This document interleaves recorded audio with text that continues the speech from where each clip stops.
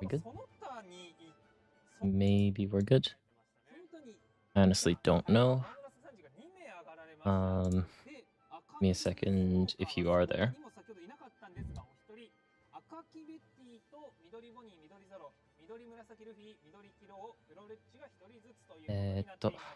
I just got home and I'm setting up everything as I go. So I will comment on everything that's going on after I set up. Give me 1 second if you are there. I have no idea if people are there right now.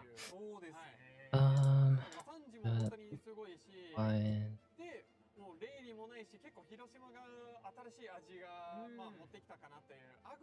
Okay. I'm just talking to myself. That'd be... Oops, that's the wrong thing. I'm not talking to myself. Hope that actually the stream's working. Are we in? Oh! Okay. It looks like we're in. Okay. Now let me just get chat up on my screen. Hi guys.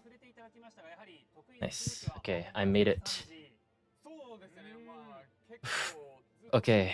There's a couple of decks. Hold on, let's go back for a second. First, we have the percentage of all the decks. Great that they do this now. Blue Purple Luffy still at the top, 16.7%. Green Zoro, Green Purple Luffy, Red Rayleigh. These basically haven't changed at all in terms of play rate. Last week we had Rayleigh win, I think. So I think Rayleigh has come up a little bit, but still the top 4 has kind of been cemented as this. Surprise that Luchi's kind of coming up, but we have things like Blue Kuzang falling out of favor a bit due to the fact that things like Blue Purple Luffy, really good matchup of Blue Kuzang. But top 16, Blue Purple Sanji. We have at 2. Wait, we have 7 Blue Purple Luffys. We have 2 Blue Purple Sanjis.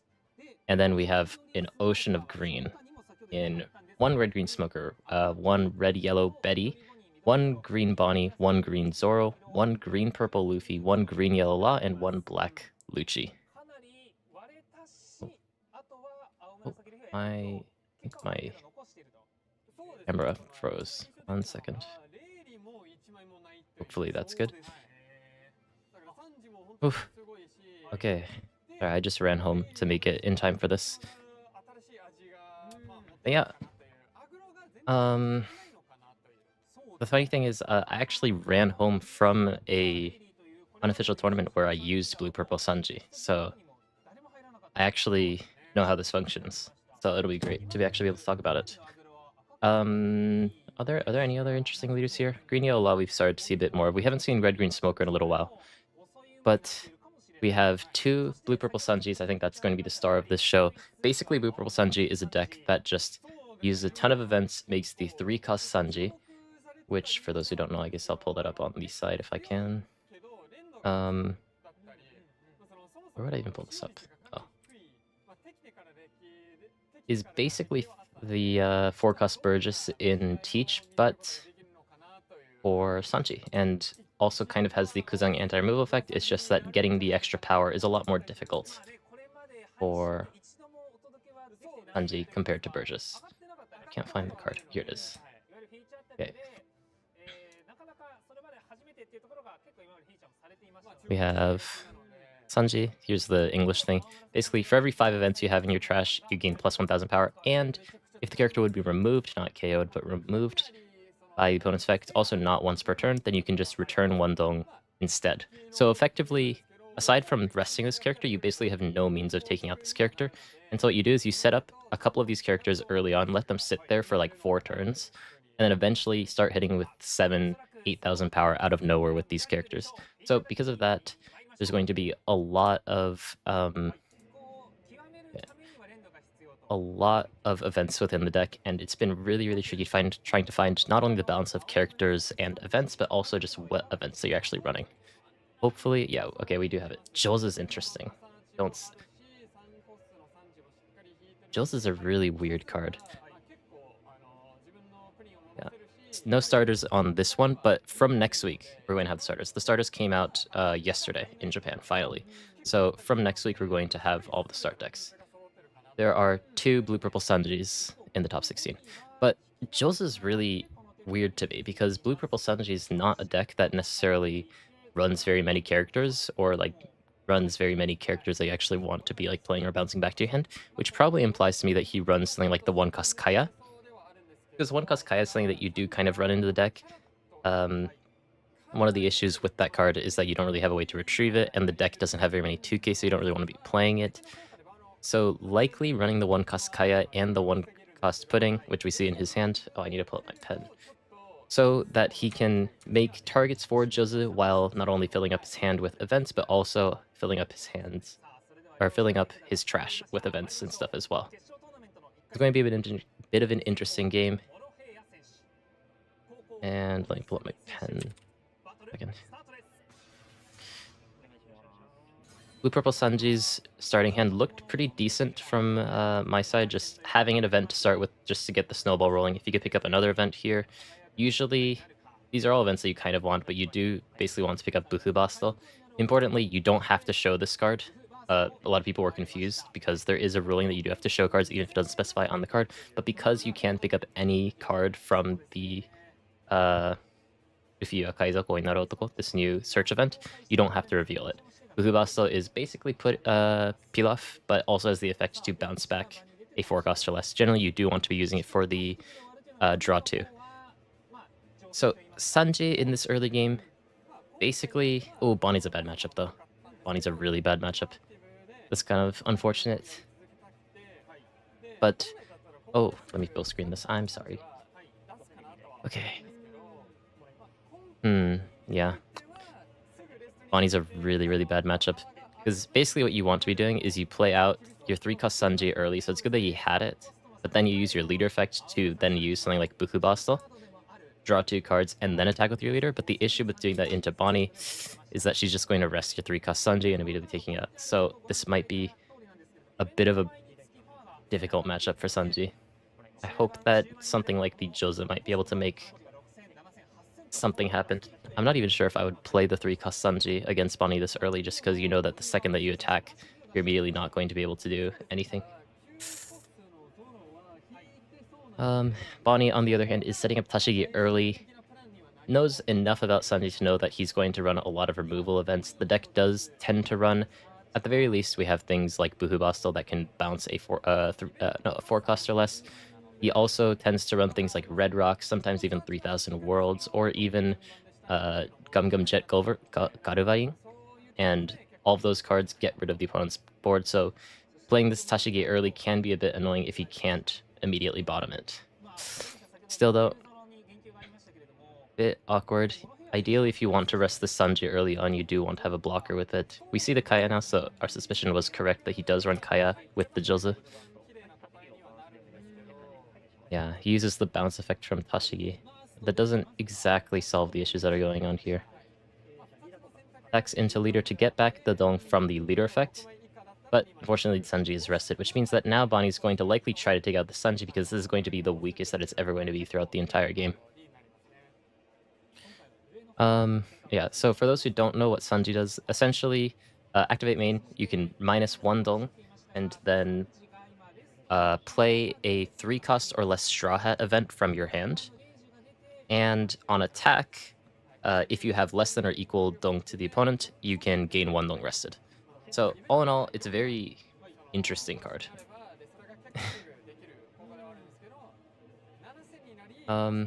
The one issue that I've always had with Sanji is that the events, while strong, don't really feel game-changing in a lot of ways.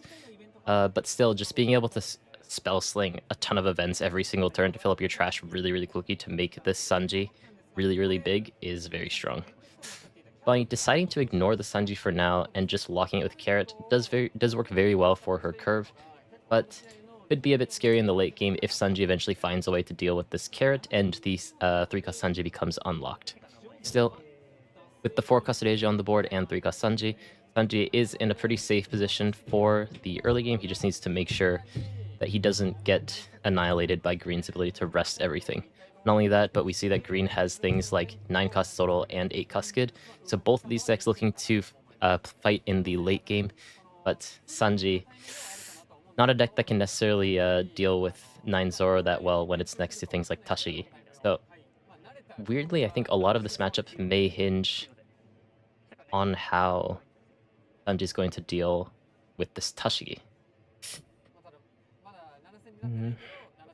The one nice thing is that there is an event new in OP12, which is a 3-cost Straw Hat event, and 3-cost main purple event.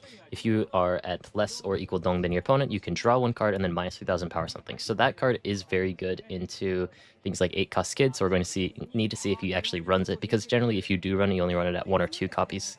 I tried it at 1 today at my tournament, and I kind of wish I had 2, so we'll see what ends up happening with this. 8-cost skid is less of an issue.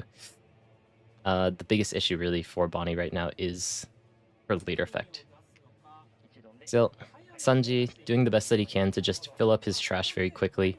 This Jose being able to really catch Bonnie off surprise, get rid of the carrot, makes so that her curve may be a little bit awkward. She may just end up replaying the card, depending on her hand. But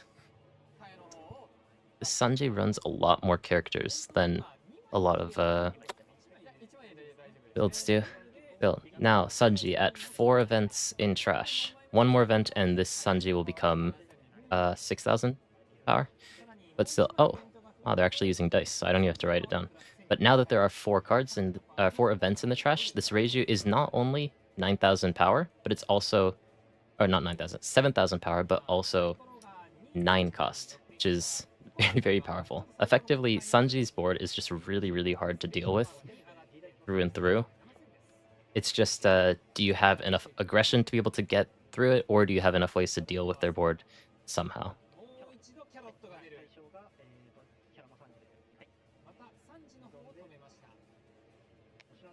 Yeah, Garrett comes back onto the board to just try to make sure that the Sanji doesn't do anything, but interestingly, the Sanji does have another Jose, so he can get rid of the carrot once again if he wants to. And on this turn, it's going to be a lot more awkward, because on the next turn, I believe Bonnie's going to be at 10 dong. So there are a lot of options that he would rather play over things like the carrot, which means that this Sanji is likely going to become 6,000 power on this turn with no carrot on the board. Bonnie gives a bit of a confused face, not really knowing what's going to be going on in this matchup. But that is one of the power or strengths of playing one of these minor leaders. Potentially underestimating the power of 3-cost Sanji, but understandable that he would want to play around the 5-cost carrot.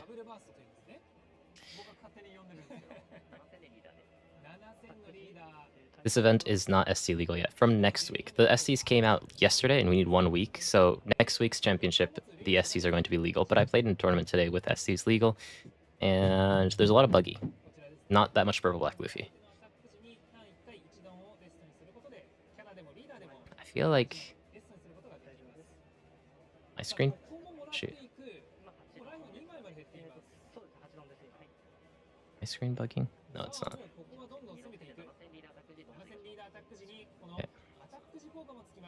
The Sanji, with this Jose build, which I honestly haven't tried at all, is dealing with Bonnie a lot better than the standard build would.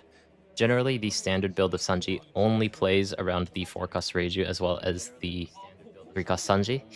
So just having more characters on the board makes it so that Bonnie just can't deal with all of them completely.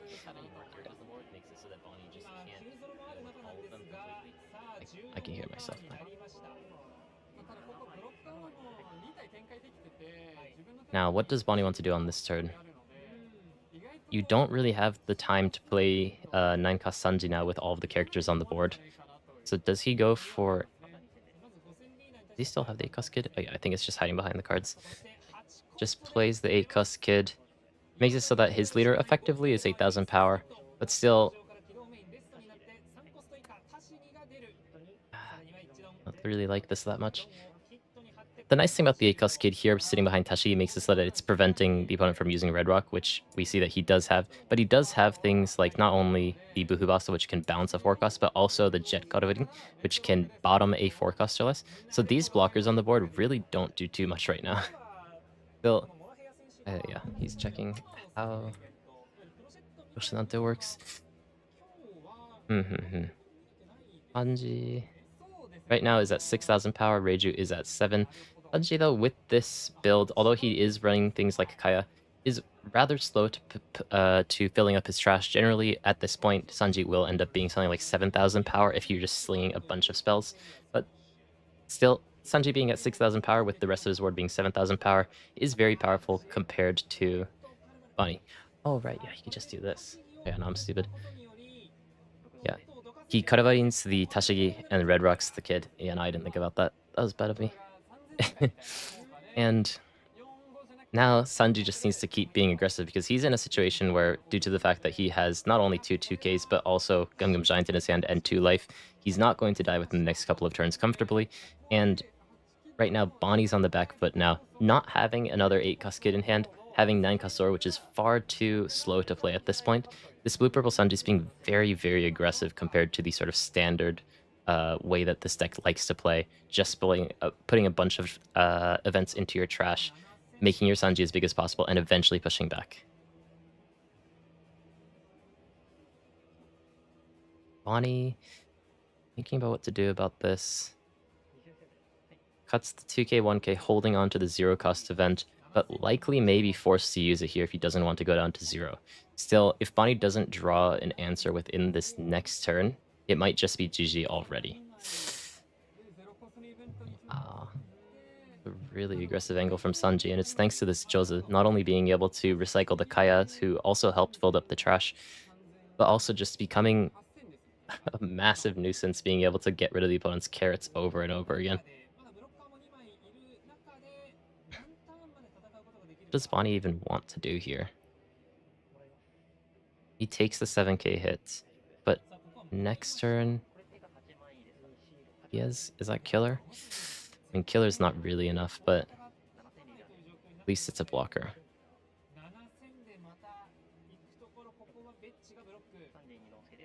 Holds on to the 0-cost event, or is he going to use it now? He might be forced to now. Yeah, he is. Gets rid of the Nankaso because he just won't have time to play it anymore. And likely on this turn, I do think the game may just be over.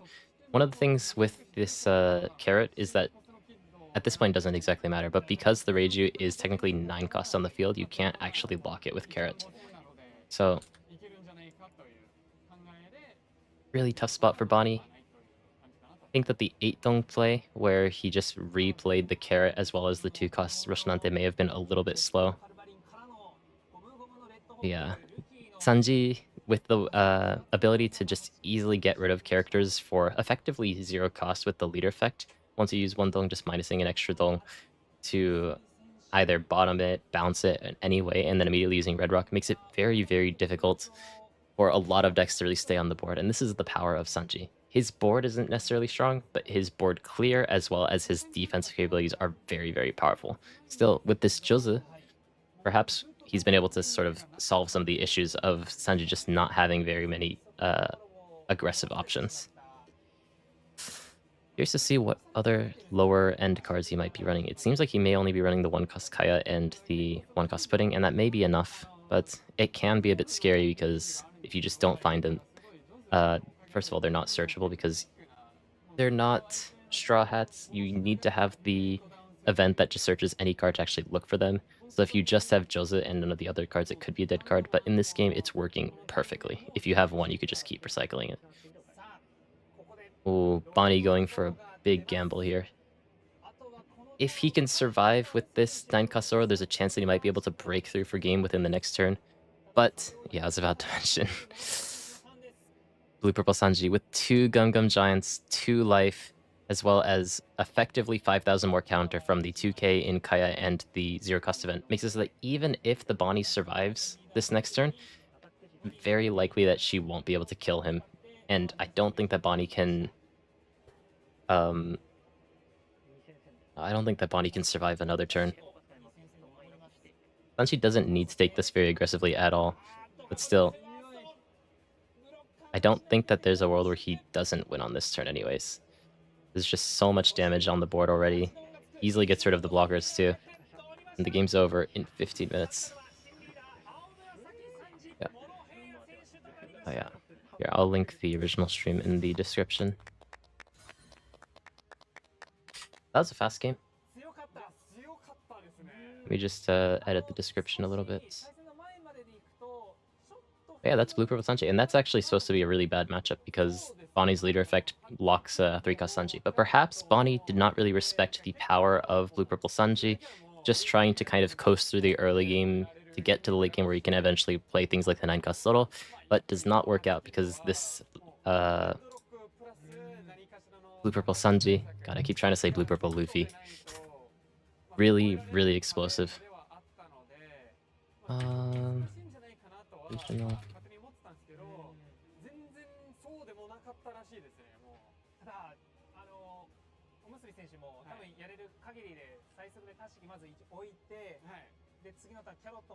Okay, I've put the official stream in the description. That should work now if you refresh.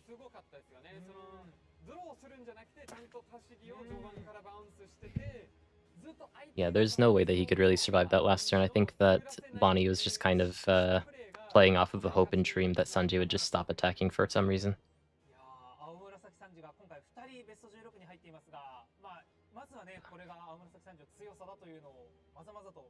Well, we've again, we're gonna have a little bit of downtime now. How are you guys doing? We have okay, we can talk about this.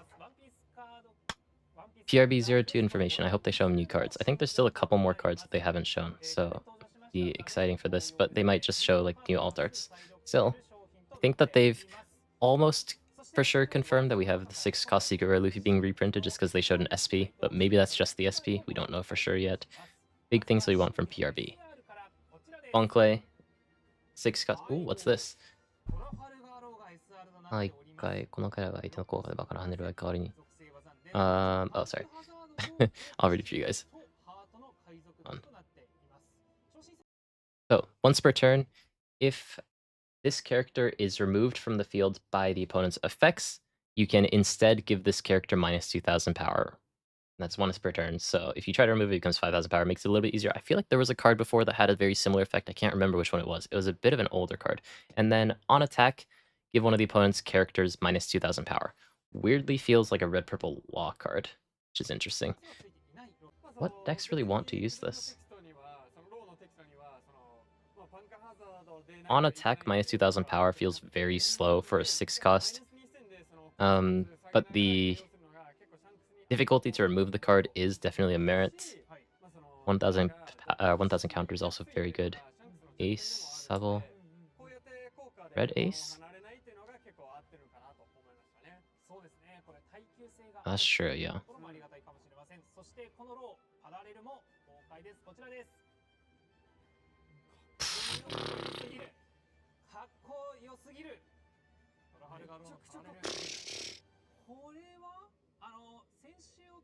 Oh yeah, it's a good red Sanji card too. Colby, I guess generically just a decent. Oh yeah, it is Punk Hazard, 7 Warlords, and Heart Pirates. And for the one guy that just joined, once per turn, if the character is removed from the field, instead you can give the character minus 2,000 power for the turn, and then on attack you give the opponent's character minus 2,000 power. One character. Interesting effect. The game has become very quickly for these sorts of on-attack effects to be a bit slow, but just the fact that it's very difficult to remove, especially on the turn that it's played, makes it quite valuable. That, with it being Punk Hazard, makes it, honestly... Oh, it's Caesar Clown buffs! Like, it's an okay card for a lot of decks, so it's tricky to see if, like, actually it's going to be, like, an auto-include into some decks, but Caesar Clown... Punk Hazard search ability. Interesting that it's also a Warlord. Trying to think if that could be relevant. I don't think that Red Blue Marco is at the stage where it can run Warlords. Yeah, Red Green Smoker, he is a 3-cost, but there are a lot of other cards that Red Green Smoker likes to play on that Dong threshold. Still, though, being searchable, I think, is quite relevant. And I think it was Slash, too. Okay, we have Kobe, which is 4-cost 5,000 plus 1,000 counter. On during the opponent's turn, if your leader is the type Navy, we're getting more Smoker buffs. This character gains plus 1,000 power, and then on attack, 相手の元々の3000以下のキャラ、KO する。KO one of the opponent's base 3,000 power or less characters, and then if you have 6 or less cards in your hand, draw 1. That's very nice. And then in Red Green Smoker, that's a 7,000 power on the opponent's turn as well, with this effect as well as the leader effect. Carrying a base 3,000 power or less doesn't feel very relevant in the grand scheme of things unless you're going against aggro decks, which is something that Red Green Smoker has kind of struggled with, so it is kind of decent. But still, regardless of if you can KO something or not, you can still get this 1 draw if your hand is at 6 or less. Yeah. Oh, yeah, also Sword. So Colby definitely uses this. Red Green Smoker can use this. Are there any other red navies? Can't think of any. But generally interesting effects. Yeah, it's original power of 3,000 or less. Garp. Yeah, Garp's a bit weird just because his leader effect wants to work with cost and Colby wants to work with power. But yeah, I mean, being able to use the card's nice, I guess.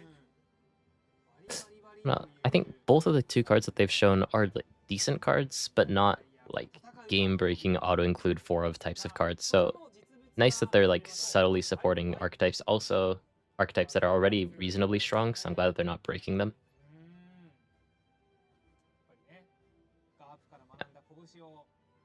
This is on the opponent's turn. If your leader is Navy, the character gains plus 1,000 power, and then on attack, KO a base 3,000 power or less, and then I can't read the card anymore. It's so shiny. And then if you have 6 or less cards in your hand, draw 1 card.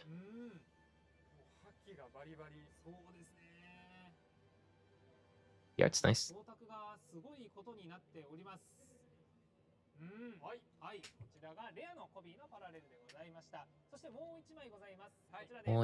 One more. Moria. Oof. Immediate trauma.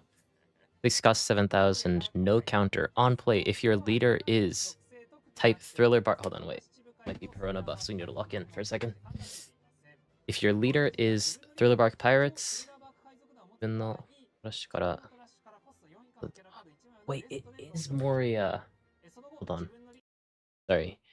If your leader is Thriller Bark Pirates, play a 4-cost or less from your trash rested, and then put a Restedong onto your leader or a character. So we got 8-cost Moria, but 6-cost. And leader locked, finally. Like, that's so sick. Also, it's a Warlord and Thriller Bark Pirates, same as the original 8-cost Moria. The bonus power is just locked. The actual effect isn't locked. Oh, hold on, wait.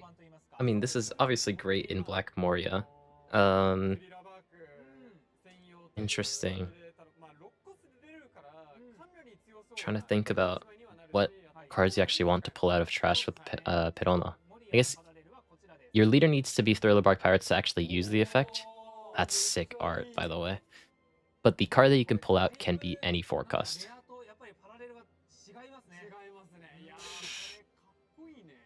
Trying to think, how do we save Perona with this card? Thing is, like, Perona recently has been playing more around, like, Wano. So I guess you can put out Ryuma. Ryuma's very nice as a card to put out as Perona. Obviously, as Moria, there's just a whole lot of things. And also just being able to attach Adong. Adong means that you can use your leader effect as well as this 6-cost Moria on your 8-dong turn to play out 2 cards that are 4-cost or less if your leader is Moria. Definitely feels more like a Black Moria card. Honestly, is low-key stronger than 8-cost Moria, in specifically Moria, because for 8-dong, not only are you hitting for 8,000, but you're playing 2 4-costs. Granted, the Moria is only 7,000 power and not 9,000 power, but really, really nice art. The art's so sick, actually. I'm still trying to figure out how to make this work in Perona. I'll give it some thought. Yeah, these are all PRB cards.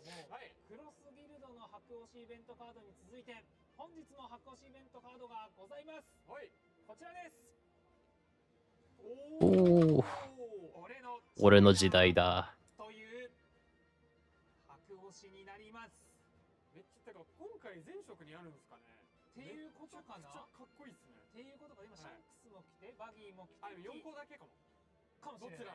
Oh wait, you're so right.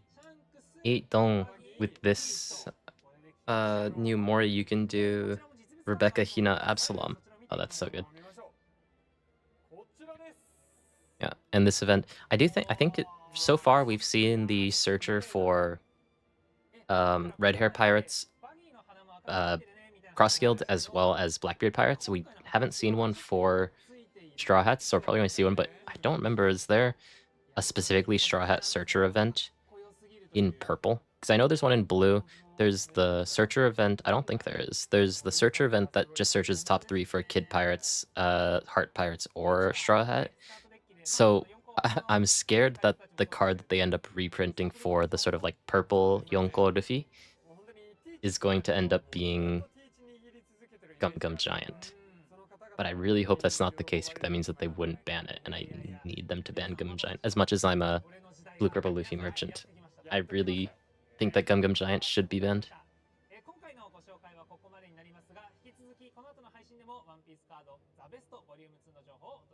Yeah, I feel like it would make sense logically for it to be the When You're at Sea event, plus also it's a really nice scene from the manga.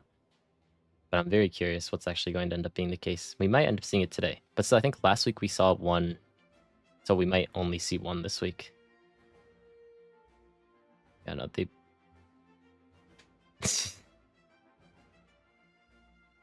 Oh yeah, wait, yeah, there is a When You're at Sea. The When You're at Sea alt art's only in English. We don't have one in Japanese yet. Oh, hold on. Might get someone pretty interesting in here.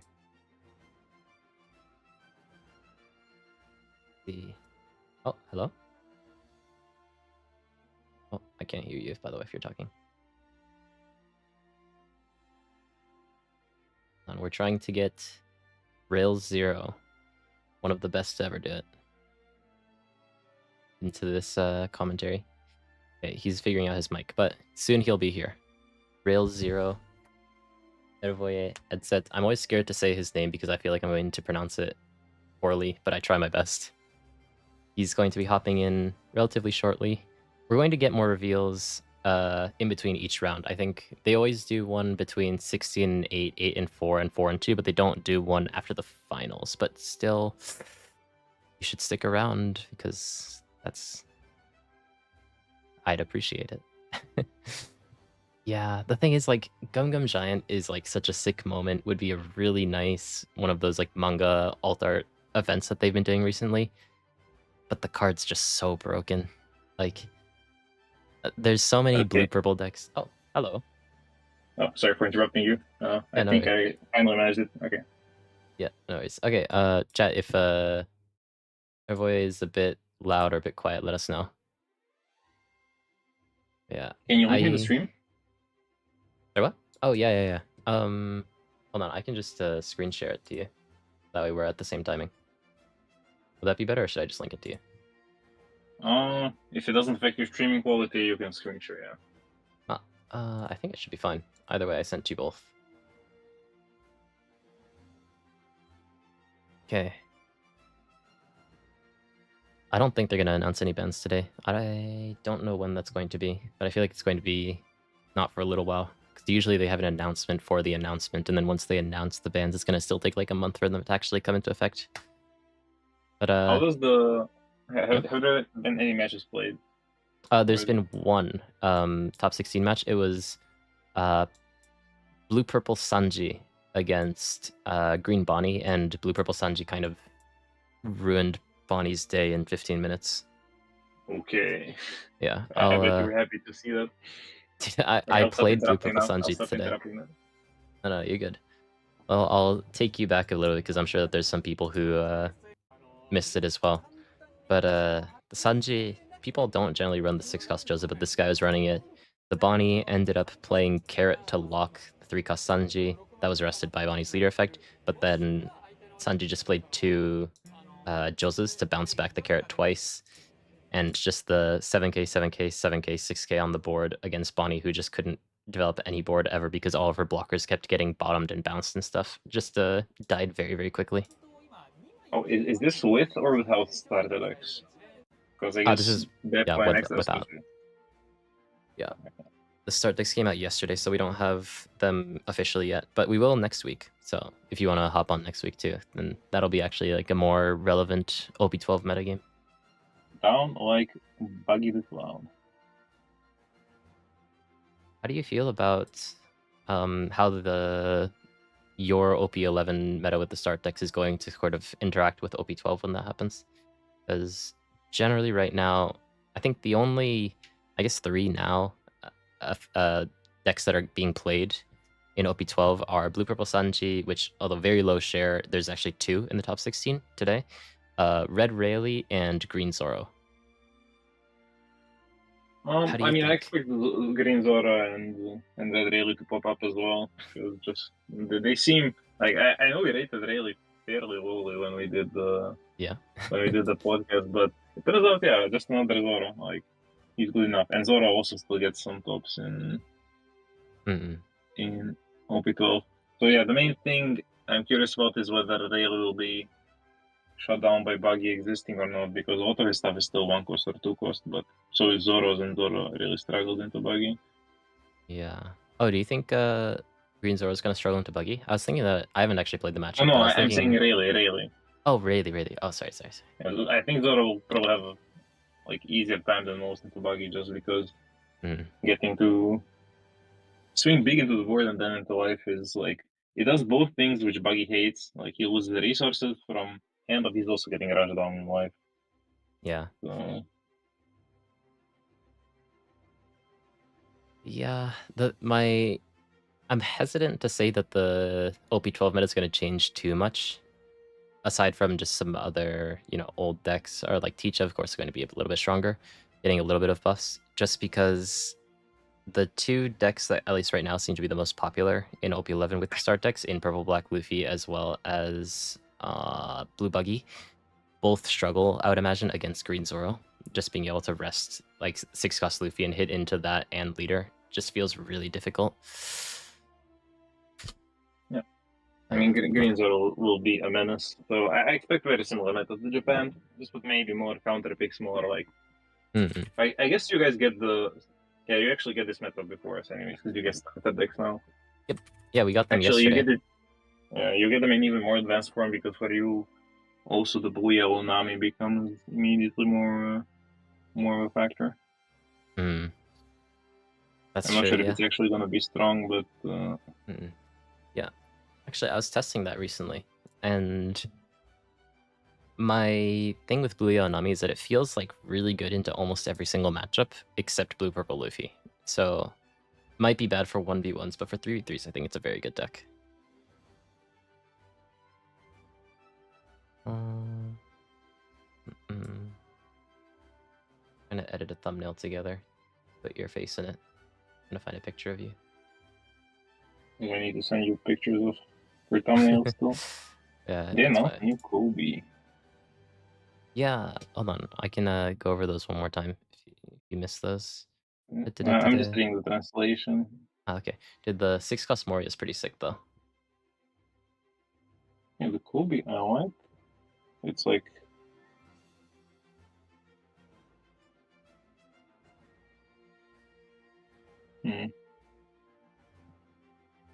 need to find the Moria. Wait, there's a wall as well. Punk Hazard's have a Warlord's Heart favorite.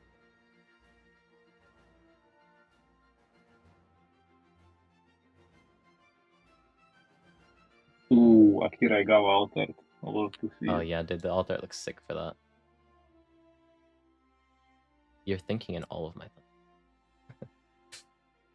Yeah, because I only sent you one footage of... Yeah. Honestly, it's better than what Jonas gave me, though. He sent me 2 pictures of him thinking. I was like, okay, I'll try my best, and they're very similar pictures. Making thumbnails isn't great. Wait, this is Moria at home. Yeah, I mean, well, the thing is, because it attaches a dong, 4/8 dong, you can put out 2 4 costs, Yeah, but, it's pretty good, and I think it's genuinely better than the 8 cost Moria and the exactly. Strictly Moria. Yeah, in Strictly Moria. 8 cost was always so expensive. Yeah, but hey, I mean, I think very valid considering that all the other decks used Moria better than Moria did. Still trying to figure out. Oh, shit. Okay, we have Top 8 is 3 blue-purple Luffys, 1 blue-purple Sanji, 1 green Zoro, 1 black Luchi, 1 green-yellow Law, and 1 red-green Smoker. Yeah, I knew there was no green purple Luffy when you said the first one was Luffy, and then there was no repeat of the characters down the Oh, yeah. rip skis. Yeah, I think there's only 1 green-purple Luffy, interestingly, even though it was number 3 in terms of share. I think I put a typo in the thumbnail. Oops, I'll fix that now.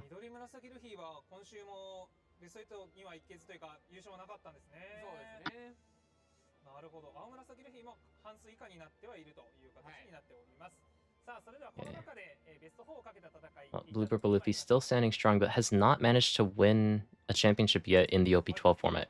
It has managed to win 1 championship in OP11 with that game where Blue Yellow Nami threw really hard in the finals. But aside from that, so far has been a bit quiet in OP12. Usually just kind of slowly disappearing off camera before the finals end up happening, where we have 2 interesting leaders. Today, maybe going to be different because we have so many blue-purple Luffys, but we have green Zoro now. Against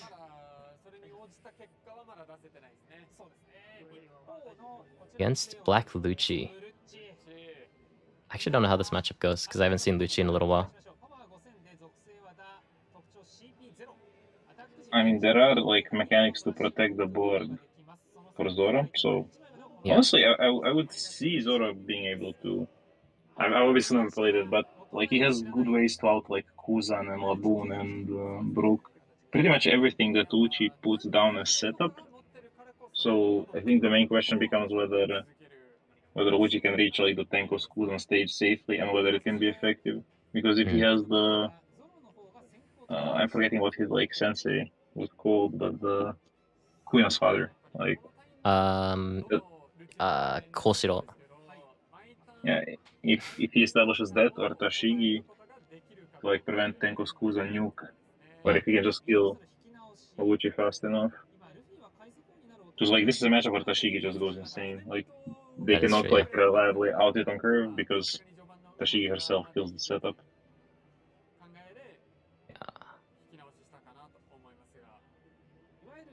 There is also the other thing with Zoro perhaps doesn't even need to really establish board as much if he runs enough of the, Uta I'm Invincible event, because Zoro's just one of those decks where, like, if he can get enough hits onto the opponent's leader, eventually they'll just die. And he does have a lot of means of just resting character and hitting into leader and a character twice. So we'll have to see kind of how Luchi deals with that. But first impression, I would imagine that this matchup would be a bit Zoro favored. Yeah, it's all to say that like Green is favored into Zoro, but I have a similar sentiment. Like just his tools are like more modern. That's pretty much it. Like Blake didn't get a real support card since OP9. Wait. Or was it even OP8? Because like Liberation is the only card that came out that I'm like thinking is a good black removal card. What does the promo Zoro do? The 2K? It's basically just a 2K, but on play it KOs a rested 2-cost or less. Oh yeah, one thing I noticed about Japanese builds that pretty much hasn't translated at all into the West is the inclusion of King Cobra. Like the blocker that I don't remember if it's on play or on KO that he trashes one card. It's on play. Nobody in the West is playing it for some reason, which I don't know. I would expect it to be like decent just because you want to stall into Tenko's Kuzan, but I do not give Luchi his due diligence because of buggy existing. Yeah, I'm not exactly sure if that's really the best 2-cost blocker, but I do see a lot of people running that. I don't know if you necessarily need more cards in your trash if you play that kind of later on. But still, I was going to say I'm surprised that he still runs, or not surprised, but I played against a Luchi today who's running the 7-cost Jack. Or not 7-cost Jack, 7-cost Blackbeard, but you can't use those cards yet. Yeah.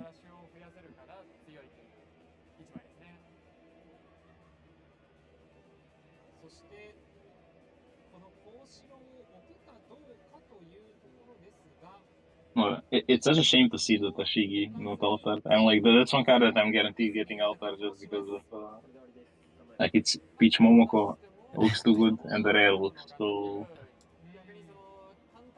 Yeah, it's a bit controversial. Not everyone loves that card. Like, I'm kind of indifferent. I don't really mind the alt art or the normal art. But still, Zoro has basically all the cards we've been talking about. He has means of wrestling the opponent's characters and immediately swinging into the opponent. He has the KO resistance in the Koshiro. He also has now Dead Men's Game, the Uta event. He basically has everything that he wants. And this is what we were talking about. This is just the predictability of Luchi's curve when he's setting up, and now that Tashigi is guaranteed coming down. Yeah. Oh, I guess King Cobra But protects the yeah. Kuzan. Yeah. Okay. So the Tashigi comes down, rests the Kuzang, hits into it, but probably won't die. So at the very least, yeah. Luchi gets to go get away with a lot of blocking because next time he can just swing Kuzan, go Rebecca Brook, and then he again the block. Yeah. Not Kuzang. Luchi also in a decent spot. Oh, but decides not to play the 5-cost Tashigi. He's gonna Cavendish and Kyoshiro. Okay, yeah, that also makes sense. Yeah, a bit more of a defensive play, but with Nefertari Kobra on the board makes a lot of sense because you know that you won't be able to take out Kazang anyways. This play potentially keeps the 5-cost Cavendish a bit more safe. Oh yeah. Ooh. Luchi picking up another Brook.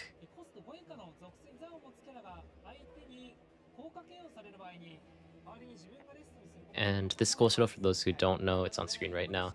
If one of your 5-cost or less slash attribute characters is KO'd by effects, I missed the rest of that. But I think instead, Koshiro rests himself.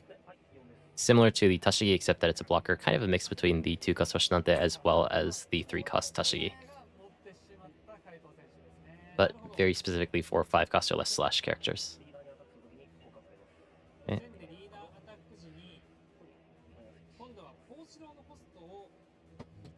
Luchi putting down Cavendish as well as Koshiro to 1 cost each. Looking to probably just double... What the fuck's it called? Double Brook, yeah. Yeah.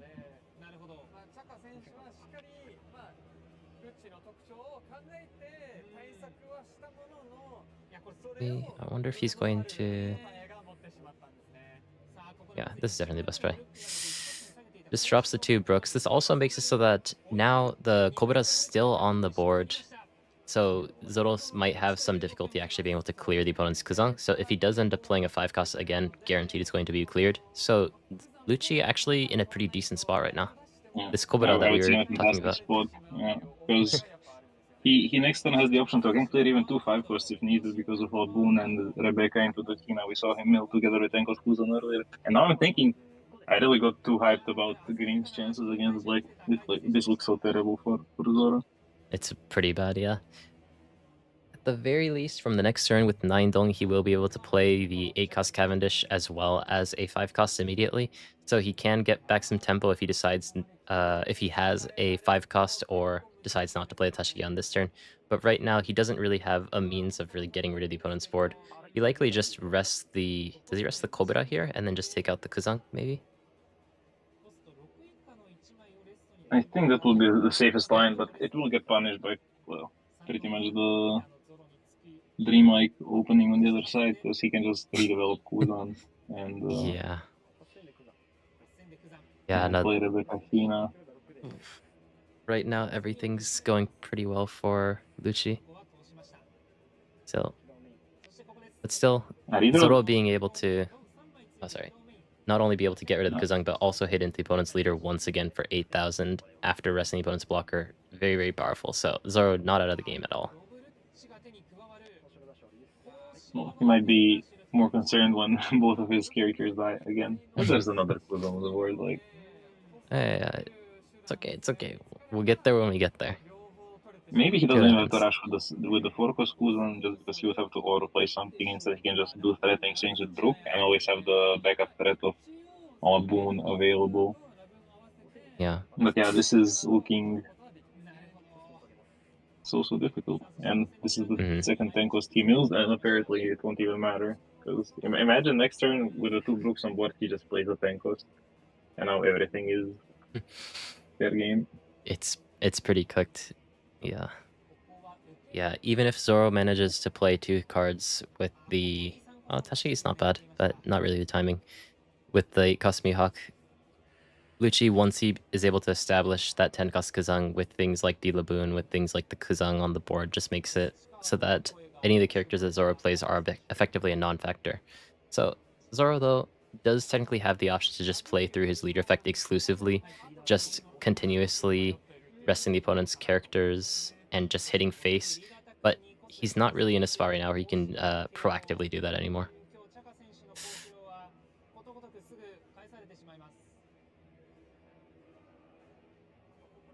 Something I wanted to ask earlier, but are either of these two players like Kaito and Chaka, I don't whatever the know guy's them. name is? I knew the last character was Ka. If either had like previous notable accomplishments. But yeah, this is it appears Kaito is going for the line where he's just gonna hold on to the Laboon as the main threat next turn, and then maybe develop Kuzan alongside it, which I think is fair. He's gonna have two blockers protecting these Brooks. Yeah. Like, nothing is ever dying. I mean, even if Zoro can, like, because Zoro's strength is being able to clear one character and hit the opponent's leader at the same time, so it's very difficult to deal with if you can only play one card per turn. But Luchi right now, kind of just playing double of everything. 2 Brooks, can technically kind of play 2 Kuzans in a way this turn if he wants to. Just makes so that even if Zoro can manage to clear things, there's just so many threats on the board that it's very, very difficult to actually deal with. Oh, actually, he Oh, it's used gonna be one of even the... worse. He's gonna do Mancheri. Like, Oh. it's so cooked for Zoro. Yeah, and if Zoro doesn't get rid of the Spencer, it just gets worse and worse too. I'm not sure which targets he has in trash, but yeah, it's such a snowballing effect. Yeah. Okay, black against green appears to still be a very, very one-sided matchup. And I just remember, like, if we didn't even see. I'm not sure if it's in the if it is in the list, but the two cost Uta because he can only Oh, kill the yeah. leader things anyways, and he's a very constant Actually source of true. cost reduction. Hmm. It's very true, yeah. Plus, I guess leaders like Blue Purple Luffy don't really want to hit into that either with anything but their leader, because all their characters are being like 9,000 power. It doesn't seem that bad at all. It's just a shame that Lucci's bodied by Buggy right now in the West. Yeah, turns out that none of your characters can attack, and you can discard a card to protect anything.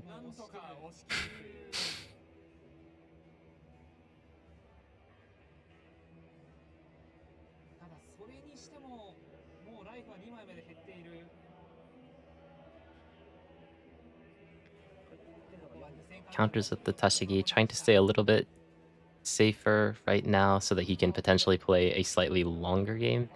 But the longer that this game goes on, the harder it is going to end up being for Lucci. Oh, the Zoro thinks that the turn's over, but no, there's still a Mencheri. Oh my god, everything here is a nightmare to deal with. Yeah, it's just like I think other green decks put uh, opponents in similar position. That was like with Bonnie searchers and a bunch of blockers way back when Bonnie was relevant. But Yeah, yeah, Black can do it as well. Black can do it as well. Like Marshari is effectively the one cost arrestable searcher, except he yeah, gets to get anything from the entire grave. And it's so broken. yeah. And this Mihawk, usually very, very powerful, but in this situation right now, because we know that Tenkas Kazang, oh, which is not in his hand actually. Thought I saw it. Maybe he cut it. Um, it's just going to be way too easy to clear even without Tenkas Kazan though. Yeah. Still though. He milled several Tankos Kuzans, he didn't draw them. Okay, okay. That's my bad. Thought I saw it in his hand, but I think I was just looking at the 4 cost Kazan and assumed that is 10 cost. Yeah, at the very least, Clean not as powerful as Tashigi, but an option at the very least. Makes it so that the Zoro will be able to once again move the Cobra, and now he's going to decide where he can actually hit into. It has to be Laboon, I think. Yeah. It's the big source of cost reduction, and Brook is redundant at this point. Yeah. And the funny thing is, the Menshuri could technically pick up the Lubu again if he wants to. Yeah, so he only needs 2 cost reduction somewhere. Oh, he just found it. So he can out this Mihawk in several ways, using one brook as cost reduction and the other as the KO. Because one is going to swing into Queen anyways. Yeah. Actually, now he also has the ability to develop Jack if he wants to, because he has 5 cost reduction thanks to Tempest Kick. So he can just have Jack backed up by Cobra. Yikes. And at that point, Zoro is really on the stretchers. Like, I guess there is an advantage that he can still like swing big into Jack, and he can do it twice because Jack becomes 11 cost with his effect. But that's actually almost relevant, certainly the best line because then he doesn't have to overplay anything. And if he wants to, yeah, he can even use Manchete because one Brook doesn't need Don to attach the swing, and the other can use one Don, and then Manchete can also grab something back. So I think Jack is the move this turn because it's such a clean line. And if he has another 2K in trash, he can get it, and then he can probably even defend Jack from a big swing. Yeah, the Luchi only has 8 cards in trash. So he couldn't get the -3. I don't know if that was a fuck up or if he... It must have been a fuck up because he could have just hit with your Luchi leader he first. Just need leader first. Yeah. Oh, that is a big... I mean, I think he still just clears. I mean... no problem, but... Yeah, Luchi's not in really any danger currently with the state of the board right now. But it does hurt him a little bit. Yeah, he has 10 Don, so he can just do Mancheri for a boon and do Rebecca Hina a boon and then swing Brook. It just means he has to overplay stuff and use the resources inefficiently, but I wouldn't expect it to matter in this position. But yeah, if he actually resolved the Tempest Kick line and played Jack, he would have sealed the game even further than it is. I'm not familiar with the arts. Is the one cost, is it Deadman's Game or is it the other one that Oh, sorry. Yeah, that's Deadman's Game. Okay. Yeah. Generally, people aren't really running the other one that KOs to 4 cost or less, but it would be very powerful in this matchup. Just being able to get rid of like double Kuzan or like Brook Kuzan, Brook Laboon, etc. Honestly, I don't think it's a bad card at all. Yeah, it has similar problems that like Radio Knife has and Luna has in OP11 in the West, which is it doesn't really do anything against Blue Purple Luffy, and I'm not sure if you can afford many of those cards in your build. Yeah. Thank you for the £2 donation. Yeah, I got a new webcam. It's actually just an actual camera, which cost me a lot, but thanks to you guys, it didn't burn too much of a hole into my wallet. Like you're using an actual camera for a webcam. That's insane. But I mean, that's like next level is what I mean when I say insane. I was looking at like webcams, and like if I'm just gonna get like a higher end webcam, I feel like I might as well just get like an actual camera because I can use it for vlogging and stuff too. So yeah, Mihawk likely going to die on this turn, so just taking the block where he can, just get a little bit of value, try to survive, hold on to maybe try and break through with this Dead Man's Game as well as the I'm Invincible event. I don't know what it's called in English. It's like Luffy will become king of the pirates. That might actually just be what it is. Still, yeah. Brook hitting into the Kuina to reduce the cost of Mihawk one more time. Now down to 6 cost. Makes it so that going to be in range of being cleared by... I mean, he honestly has a lot of different ways that he could clear it in his hand. I think he'll just go for the other Brook swing. Like, but he'll have to play Rebecca before Laboon to ensure that Laboon sticks around on the board as a threat.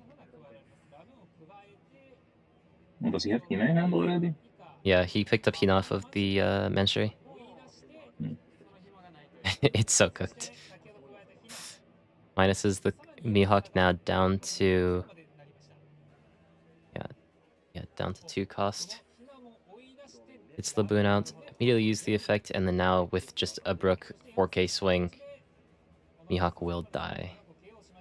Luchi right now... He's covering his rested characters with other rested characters is like a big pet peeve of mine. Like, just put them down normally. But yeah, this would be Like, it just shows how much ahead he is that he could do such an inefficient play compared to what the optimal option was, and he's still nowhere near losing. Like, Green remains predictable in kind of how it plays. And with two blockers, there's nothing on the board that can die. Yeah. Now, the thing with Zoro especially is that it's one of those decks where like if it can consistently play on curve because it has so many searchers to just search exactly 5 cost Sashigi and the 8 cost Mihawk. But like the thing is that like if you don't get that move, or even if you get that move off, a lot of times it might just not be enough, and it really can't deviate from that plan too much, save for random things like 7 cost Hodi that it sometimes run.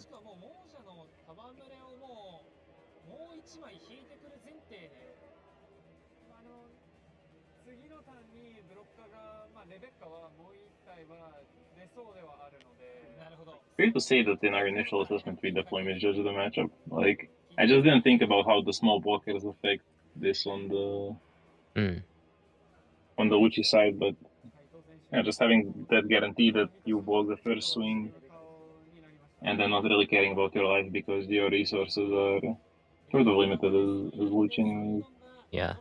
Yeah, actually, it feels like Mencherry is like very key to this matchup, just because you can't really get your board to stick, and if you feel forced to actually like, I mean, like, you're forced to hit into the board, but there's too many things that you feel like you're forced to hit into that like you just can't really reach the finish line. It feels like.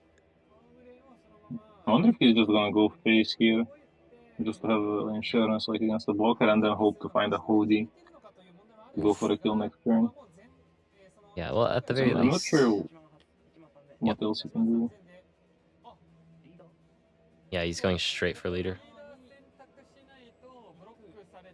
That way he's insured against the Cobra block, because if he goes Laboon, he can just let it go. Like, Yeah. at this point, well, I think he even knows the other Laboon in hand, right? Because of how Kaito sequenced it. He added. Oh no, maybe he doesn't. Maybe he doesn't. I don't think he knows. The first one, Yeah. the first one was unknown information, so he doesn't. Yeah. But yeah, he's just banking it all on Hodi, and Yeah. it won't be enough. We know it won't be enough because of the counters we've seen. Yeah, he It's does the have best shot. a lot of counter in hand right now. But I mean, the crazy thing is that Zoro, despite basically having 0 board for the entire game, still does have a chance at lethal next turn. So it's one of the things, assuming that he doesn't die on this turn right now. Oh, is the 581? Is it like the fifth seed of the Swiss section? And what's the 8-1? It's the 8 is the number of wins, 1 is the number of losses, and then the number to the left side is their Swiss ranking.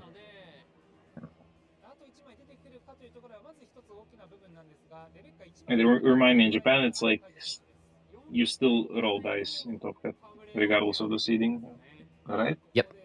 Or is it Yeah. high seed? Okay. No, it's just completely random. Or actually, it's not even dice, it's rock, paper, scissors, which is fantastic. Yeah. A skill you can practice. Saisho Agu Jankenpo. Yeah, you got it down. Aiko Desho. Yeah. Yeah. The weird thing is, like, I don't know if it's true, but it, like, whenever I go to a tournament, I feel like there's like rock, paper, scissors metas. It's like, oh, dude, everyone's putting out paper today. It's crazy. And like sometimes I'll just win all of my rock, paper, scissors. Sometimes I'll lose. It's completely like superstition, but like it's one of those things where like if you are good at it, you could actually get an advantage.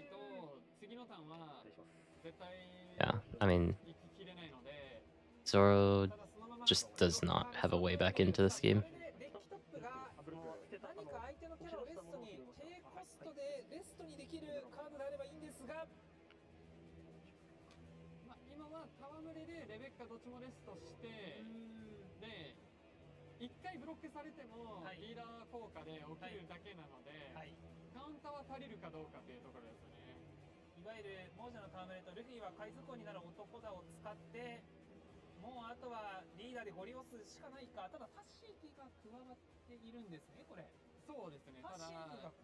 Oh, so how's your day been?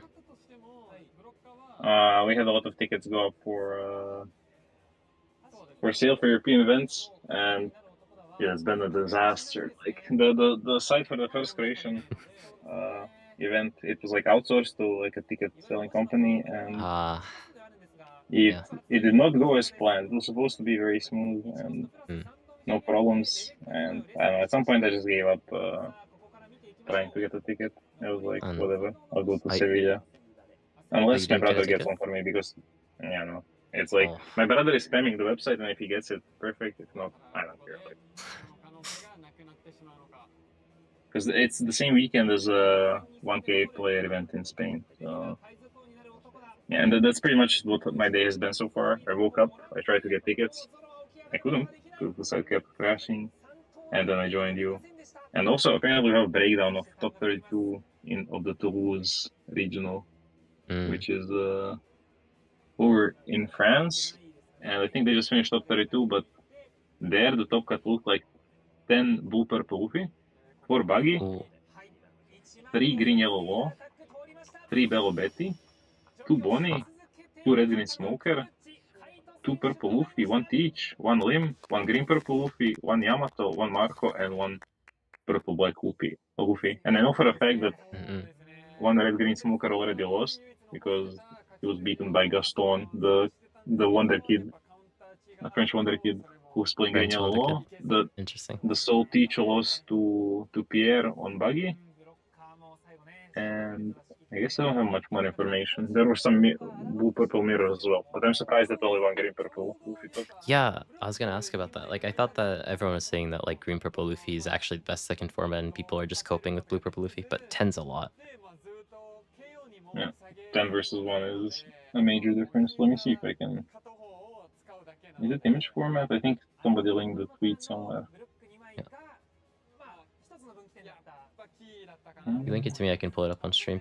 I don't know where to find it. Yeah, that's what I'm trying to do right now. Yep.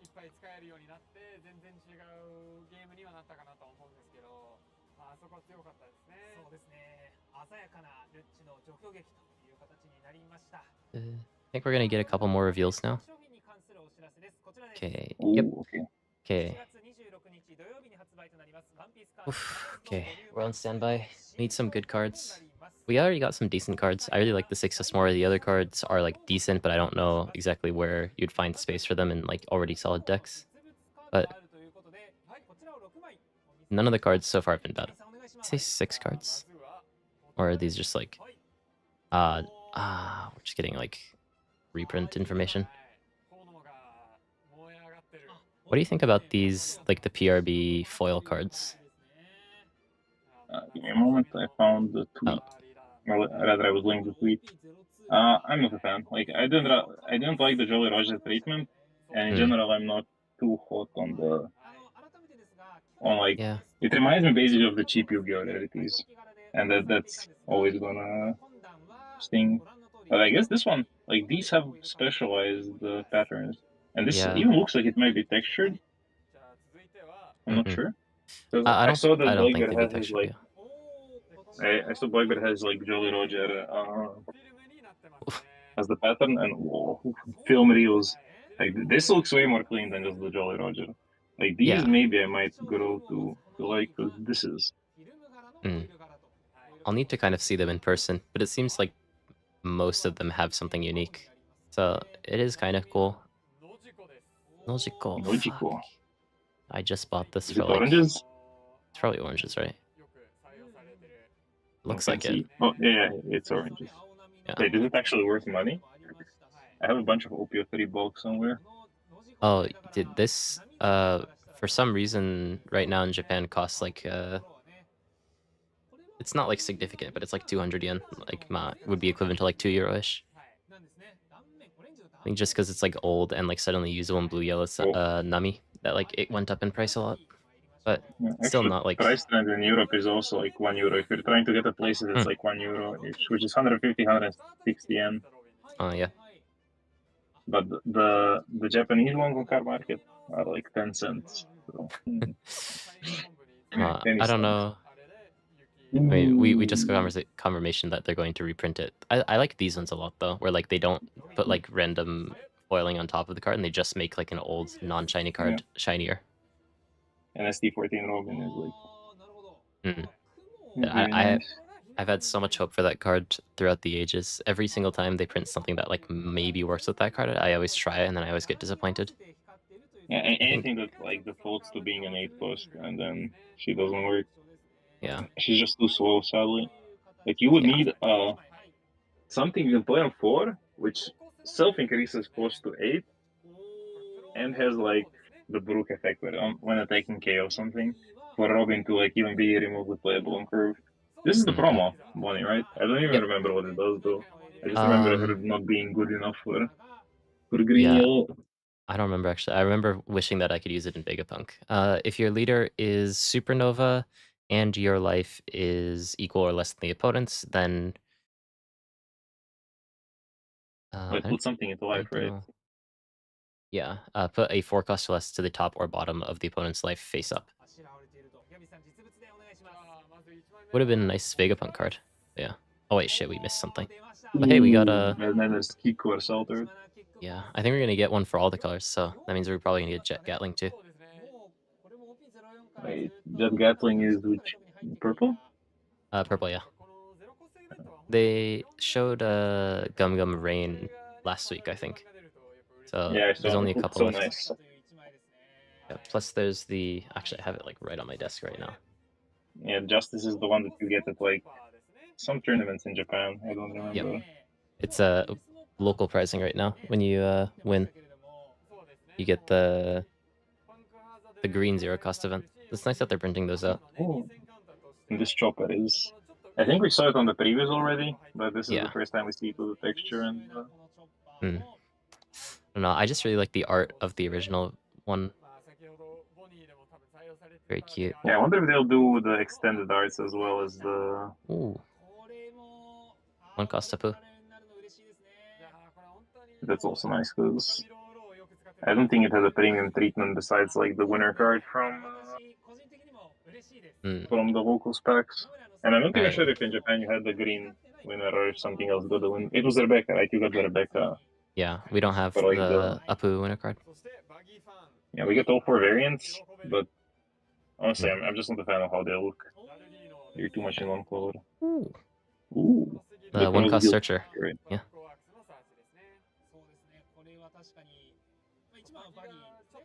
Oh, I like how...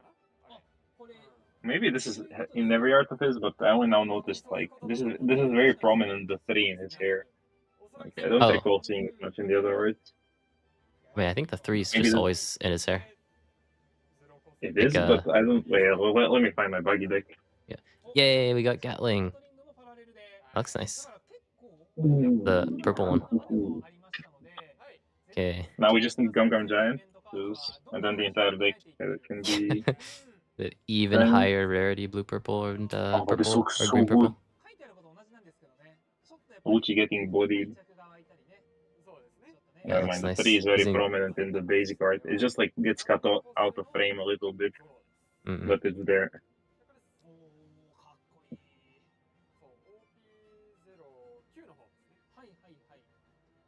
Is this the Ramp Zoro? The one that has the price card?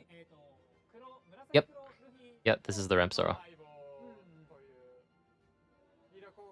This art is substantially better than both the base and the price card. Yeah, I like the this one a lot more than the prize card, but still, you know, at the very least, we have options, I guess. I don't really like this Jesus Bajas art. Yeah, I hate it from the moment they showed this in like the magazine. It just looks way too cartoonish. Yeah, it looks like it'd be a screenshot from the anime, but it's not. The texturing is real nice on the sky. It has like the impact effect. Yeah, but the thing is, like, once you sleeve it up, you can't really tell anymore. That is a good point, yeah. So the art itself has to be good. I'm sure people will still like bling out their Blackbeards, but the treasure China got a while back was the... Oh, this is good. The 2K extra in yellow. Very powerful card. Yeah, really good art too. They're putting Apu and X-Drake altars in the same set, but most likely when you run green yellow, which is like... I guess you still get to run this in Kid as well. But in green yellow, Yeah. like you can usually fit one or the other, not both. So in there, it's redundant. But yeah, Pooh, you just playing Bonnie. This you just playing Yellow Kid, which I'm not sure if it had any relevance in OP12 so far. Yellow Kid? Yeah. Yellow Kid got second place last week. Oh. Ooh. Yeah, no, Yellow Kid like Okay, popped off last week. Oh, this is SP, right? Because it has Yeah, all this the is gold. SP. Interesting. The two SPs that they showed last time were both secret rares. This one's an SR, but yeah. And this isn't that much of an upgrade to the base or like to the original altar, no? Like, it looks nice, but it just has gold effects. Yeah. It's not like Sulong Carrot or something, because if they made her Sulong, then it would be that'd be kind of nice, epic. yeah. And this is just pretty much the same art, I feel, except it has the gold effect. Yeah. How do you feel? Because you didn't like the golden lines on the black yellow Luffy, but do you like these Yeah, golden I cards? still don't like them. No. Too bad. Okay, I'll just. Yeah. Oh, this is the Wait, which KO one is Shanks, this? not the rush one. KO. Yeah, the The film KO. one. These effects are just too much. Like, it's so reflective. I don't know. They look like Dragon Ball Fusion World cards. Oh, that's a good point. Actually, Yeah. they do. I like the effect they did on the slices where it's like it's like off color, or what's it called when they like invert the colors, if you know what I mean. Yeah, I think it's just invert colors. Like that just might be a looks better word. clean. Oh, But the gold being so negative. reflective. Yeah. Oh, I think, negative, yeah. yeah. There's I don't know, like the gold might be kind of overdoing in some places, but like on the slash, it looks really good. Best four is we have blue purple Luffy at 2, blue purple Sanji still at 1, and then black Luchi at 1. By the way, black Luchi versus blue purple Sanji is like completely unwinnable for black Luchi. Just -1 done, -1 done. Yeah, and but attack for infinite. Blue purple Sanji might win. Like blue purple Sanji has a decent blue purple Luffy matchup and like a really good black Luchi matchup. I don't know, blue purple Sanji is like one of those decks that I am sort of happy to see do well, just because it's like, in terms of playstyle, it is more on the unique side. He's like a spell slinger type of deck, which we haven't really had in One Piece, I think. It's a lot of fun. It reminds me of stuff like Ezreal in Legends of Frontera, where you just pew, and you just accumulate advantage through a bunch of small spells which all do their thing and power up something else. Or like Twisted Fate was also similar to that. Yeah, it was. Yeah. There's I don't know. The one thing is that like all of the small spells in this deck, because it's not really like Hearthstone or something where like, you know, dealing 1 damage is possible. Like basically they're all just searchers. So it's just like which searcher do you use first in a lot of the time. So you know, but it is still a very interesting deck. Like I played it today. I ended up going 2 and 3. Unfortunately, I lost a blue purple Sanji mirror, and then I lost against 2 green purple Luffys, but I beat black Luchi as well as blue purple Luffy. Unfortunate result, but still the deck very good, lots of fun. It's just a bit scared of going to time if the game starts to kind of stretch on. Like usually if it starts to go to time, you do end up winning, but it's one of those decks where you might just end up losing to time because you're for sure going to lose if you ever start counting how many cards are in your deck. And how is this matchup? Because basically your bodies cannot be removed by the blue purple Luffy, at least until he gets to start attacking into them, right? Yeah, so but this matchup... You have Red Rocks and... Yeah, talk us through it. Yeah. So, hold on. I just stepped on my cord for a second. Okay. So, Blue Purple Sanji is a deck that plays a 3-cost Sanji. It's a 3-cost 5,000, but Blue Purple Luffy can't get rid of it ever, so you just play 2 or 3 as fast as possible in the early game, and you just let them sit there for like 8 turns, and eventually they become 8,000 power, which is basically what Blue Purple Luffy does in playing the like 9-cost Sanji into whatever and making these 8,000 to 9,000 power characters on the board. But Sanji has so much defense in the fact that he runs Gungam Giant as well as Konkase, which is another event that's specific to Sanji, which is basically just plus 4,000 to your leader. And also, a lot of the decks tend to run... Event, right? Yeah. Also, some decks run lots of lower cost blockers that just make it so Blue Purple Luffy, despite having lots of power on the board, just can't quite push over Sanji. We'll see how it ends up going because I don't think that this Blue Purple Sanji was actually running a lot of lower cost blockers. But still, the fact that he made it up to top 4, he's for sure went through a couple of Blue Purple Luffys. So we'll see how he fights this matchup. Still, I think this is like ever so slightly Sanji favored. And Hedzet looking over him on the artwork, so he gotta perform. No pressure, kid. No pressure, kid. Okay, the usual pass. Ooh, wait, the Blue Purple Luffy has an insane hand. Blue Purple. Yeah, that's a. I mean, he cannot. I guess Sanji doesn't want to be aggressive anyway, so the Bagua won't or shouldn't come up. That is true, and also the not Thunder Bagua, sorry, God Thread doesn't actually really KO anything because not only is 3-cost Sanji basically indestructible, but also 4-cost Reiju is 9-cost most of the time. So God Thread doesn't really do too much in this matchup, but it still will ramp. So Blue Purple Luffy has the means of getting a triple ramp off if Blue Purple Sanji ends up falling for it, but otherwise he still does have a couple of different options. The Sanji in this position, how much do you hate if they just swing bigger instead of playing the Zoro Juro? Like if they just go 9 and your hand size is now maybe more limited. I don't know, I guess it doesn't matter. You still have enough. If you just play Sanji, you can still use Leader to play out the pot of greed, right?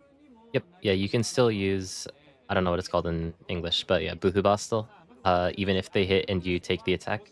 But the one thing is that Blue Purple Luffy, like what just happened here, like Blue Purple Sanji has lots of ways of just bouncing back or KOing, bottoming any of the lower cost characters that the opponent plays, so it's really hard to actually get them to stick onto the board.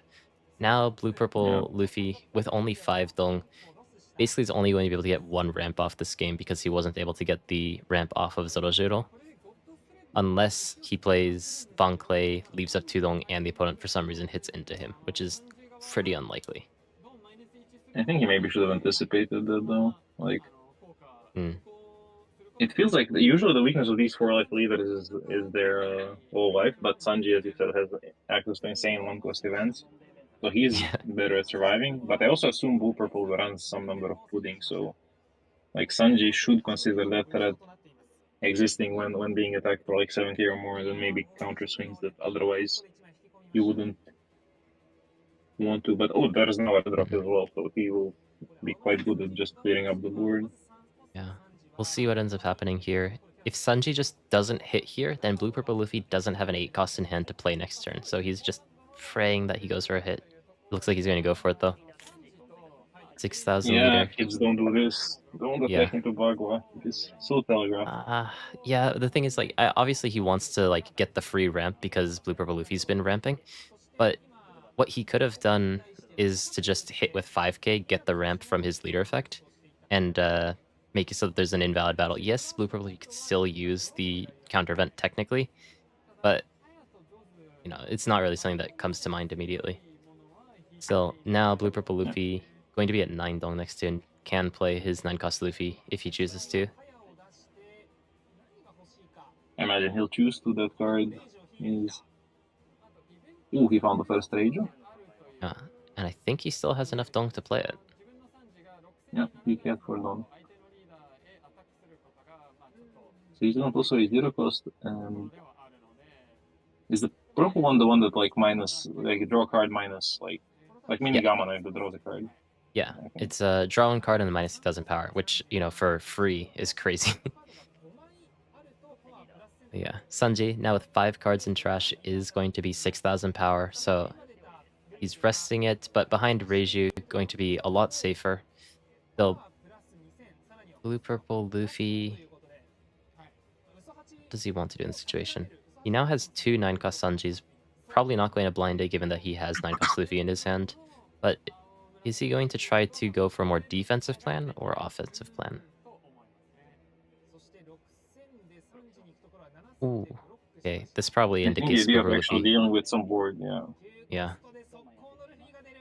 Playing out the 9-cost Luffy to be able to clear most likely the Sanji. Yeah. Means that Blue purple Sanji, a deck that usually his characters don't get taken, now going to get one of his cards taken. I don't think that he really has the means of defending it, otherwise he'd go down to 2 cards in hand. Yeah, maybe he just didn't expect the 9 cost Luffy. I don't think it was that of a, like, that's the most annoying card to face off with most decks when playing against blue purple, just because the rush 10 casing immediately, it shortens how the game goes. And now Sanji needs to find some other body to like establish a real board. And all because he just wanted to get that one attack in. Like, he gave his opponent a ramp and he took 1 card.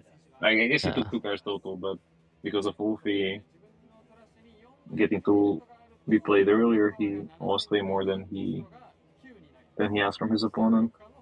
Yeah, pretty big tempo loss from Sanji from that last turn into this turn, blocking when he shouldn't have, although it's a bit difficult to kind of predict 9 cost Luffy when you're expecting things like an 8 cost Kataguri or a 9 cost Mom.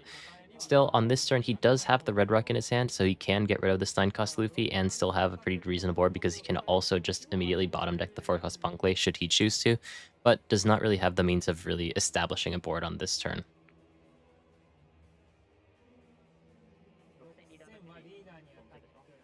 So blue-purple Sanji into blue-purple Luffy has a means of basically just stealing the opponent's ramp. So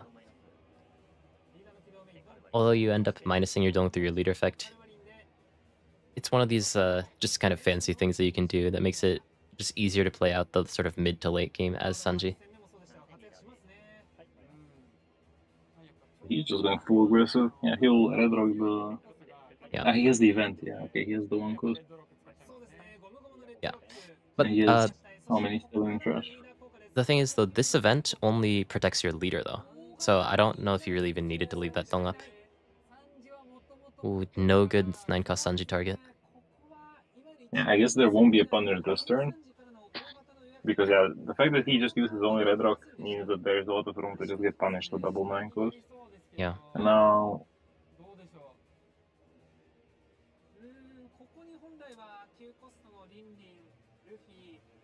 Is he going to giant into giant?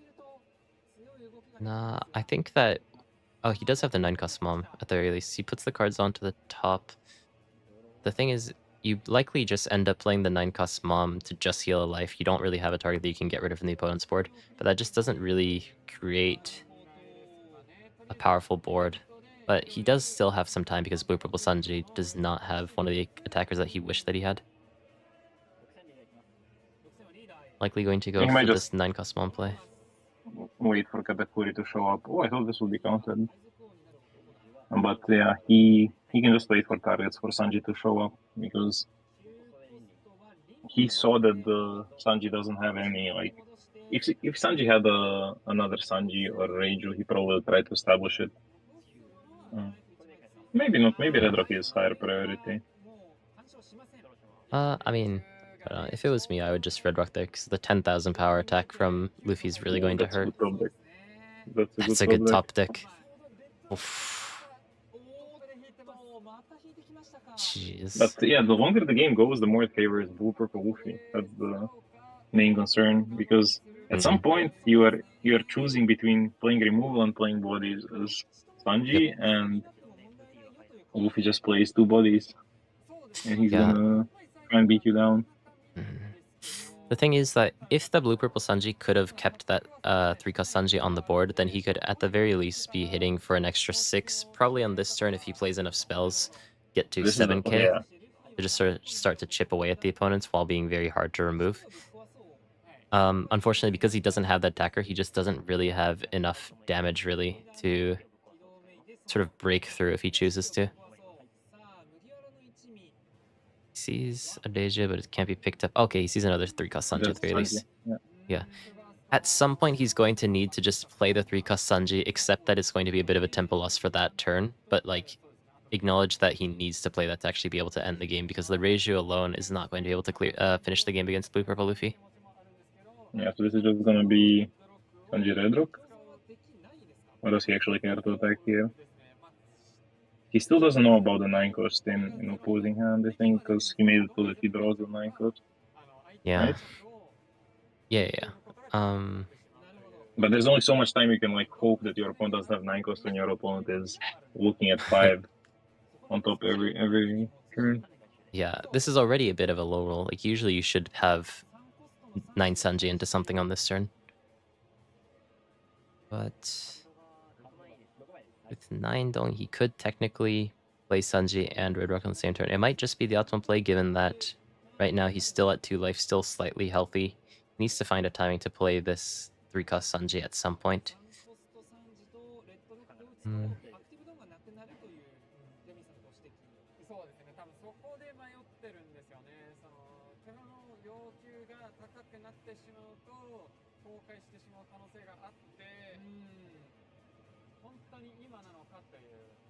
We will see.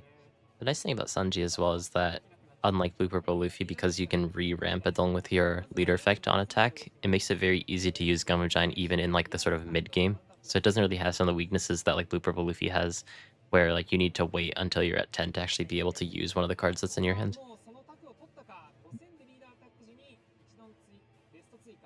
Yeah, likely just going to go for the Red Rock and then 3. Yep. Oh, Jilza. Yeah, he picks up both, no? Why not take the pudding as well? I don't know. Wait. I don't remember. You can pick it up, right? Yeah. Yeah, you can. Maybe he just didn't know. No way! Dude, he doesn't have a target. I mean, oh my god, wait, it's Sanji's day. Sanji. Not today. Yeah. Dude, honestly, he might want to just blind his leader effect. Or blind the 9-cost Sanji. I think like he has no other choice now. Gonna get a stream blind. Watch him pick up a 9-cost here. I can't see what card that is. That's Red Rock. Red Rock does not help him in this matchup.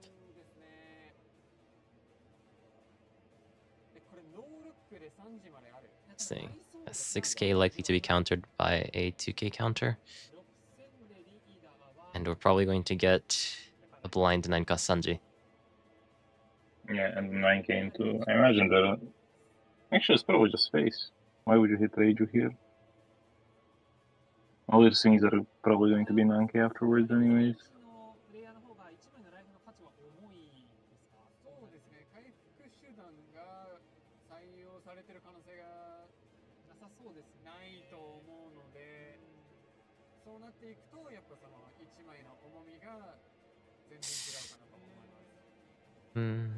I guess the 6-cost Sanji could technically become a blocker, so he's debating between those two options, but I don't necessarily think that you really have the opportunity to play Kaya anymore. Just because of the amount of events that he has within his trash currently. So decides to cut the Sanji, holding on to the Kaya. I wonder if that means that he runs something like Snake Dance.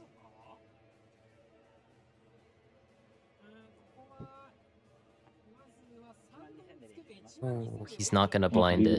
He's too afraid. Oh, and he's gonna Red Rock the Jozu. That's sensible, as long as he slows the opponent down. Yeah. Oh, okay. He went for the Reiju. I see. It slows down the game. I guess it just creates some time because, I mean, he has to get a 9-cost next turn. Like, he's seen all of his 9-cost Sanjis at this point. What's the plan here? He told that, is that another Reiju? Oh, that's another Reiju, yeah. So he can just do Reiju Red Rock if he wants to. Oh, Cam gone. He has been doing well for himself with these draws.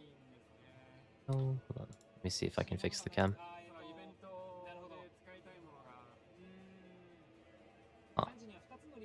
Oh.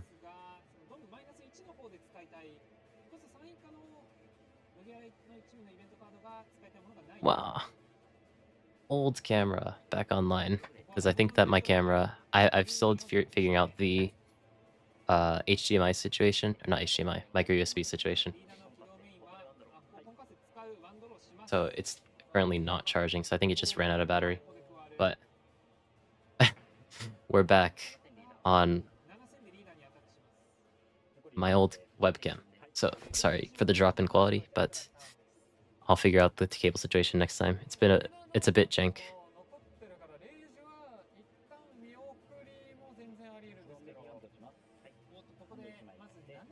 Okay. Gum Gum Giant into 9... a 9 mom and a 2k counter.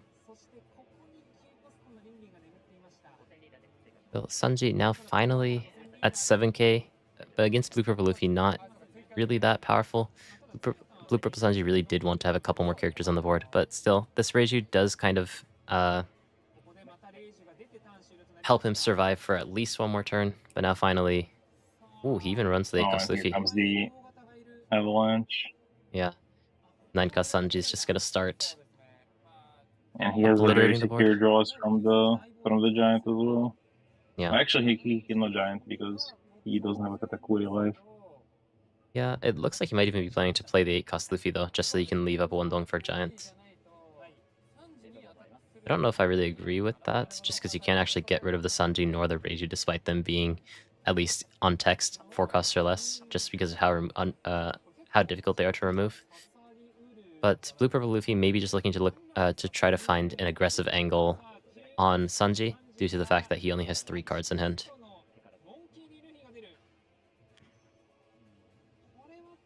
I don't necessarily think that he really needs to go for this aggressive plan, though. He could just play 9 Sanji into 9 Mom. Blue Purple Sanji basically just doesn't have enough attacks to actually finish out the game unless he uses Pudding as an attacker. And then within the next coming turns with just the massive number of 9Ks, Blue Purple Luffy should be able to win out the game, but decides to go for a more aggressive plan. I think the biggest problem is that, yeah, Luffy is in a safe enough position to play out these pressuring bodies, which, I mean, I said before, and if they can play, like, when they can play these big bodies that apply pressure immediately, you feel in such a rush. Yeah. And it's difficult to get out of these positions. And now Sanji is definitely experiencing it because he can give 2 cards here, defend the.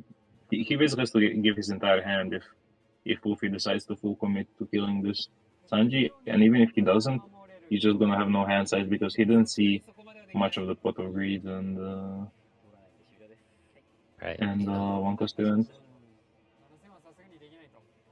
Yeah. So there's the second Sanji that just died to combat, and that should not happen as easily as it happened this game. Two rush Luffy's. Yeah, ideally you'd never want your Sanji to die. So I think just the rush characters from Sanji or from Luffy have really been catching the Sanji off guard. A bit unfortunate, but it's a bit tricky right now, but not technically completely out of the game yet. He can try to be very aggressive on this turn and survive the next turn, and like maybe, but I am just coping really hard right now. This is of course. I think it's been there's been a lot of like compounding consequences off of that. Sanji swinging to Bagua and then swinging a 6k Sanji only. Yeah, I definitely think that this was Sanji's game to lose. Unfortunately.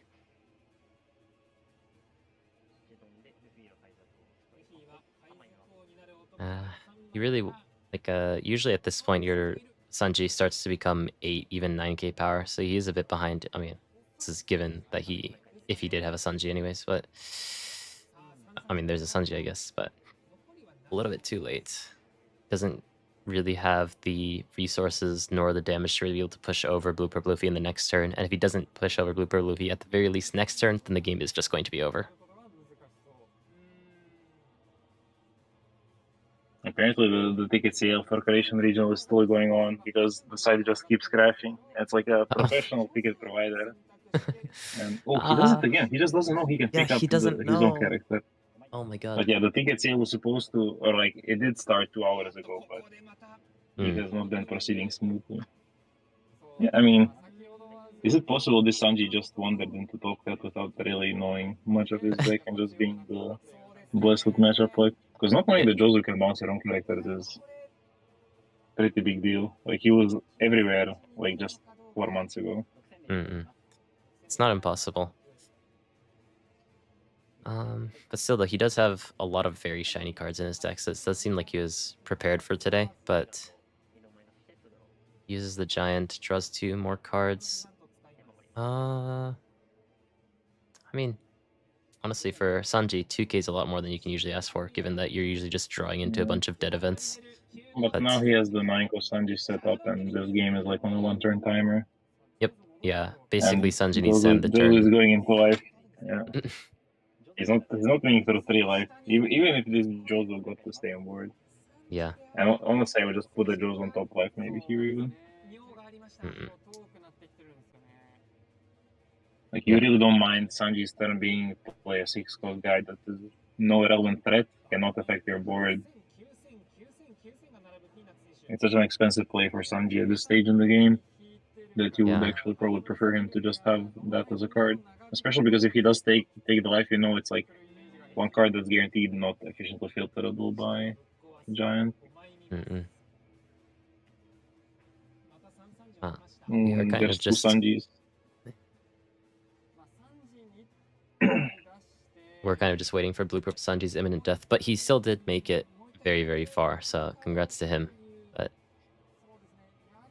I mean, I wouldn't say he made this as far as much as Luffy managed to with 9 costs 2 turns in a row.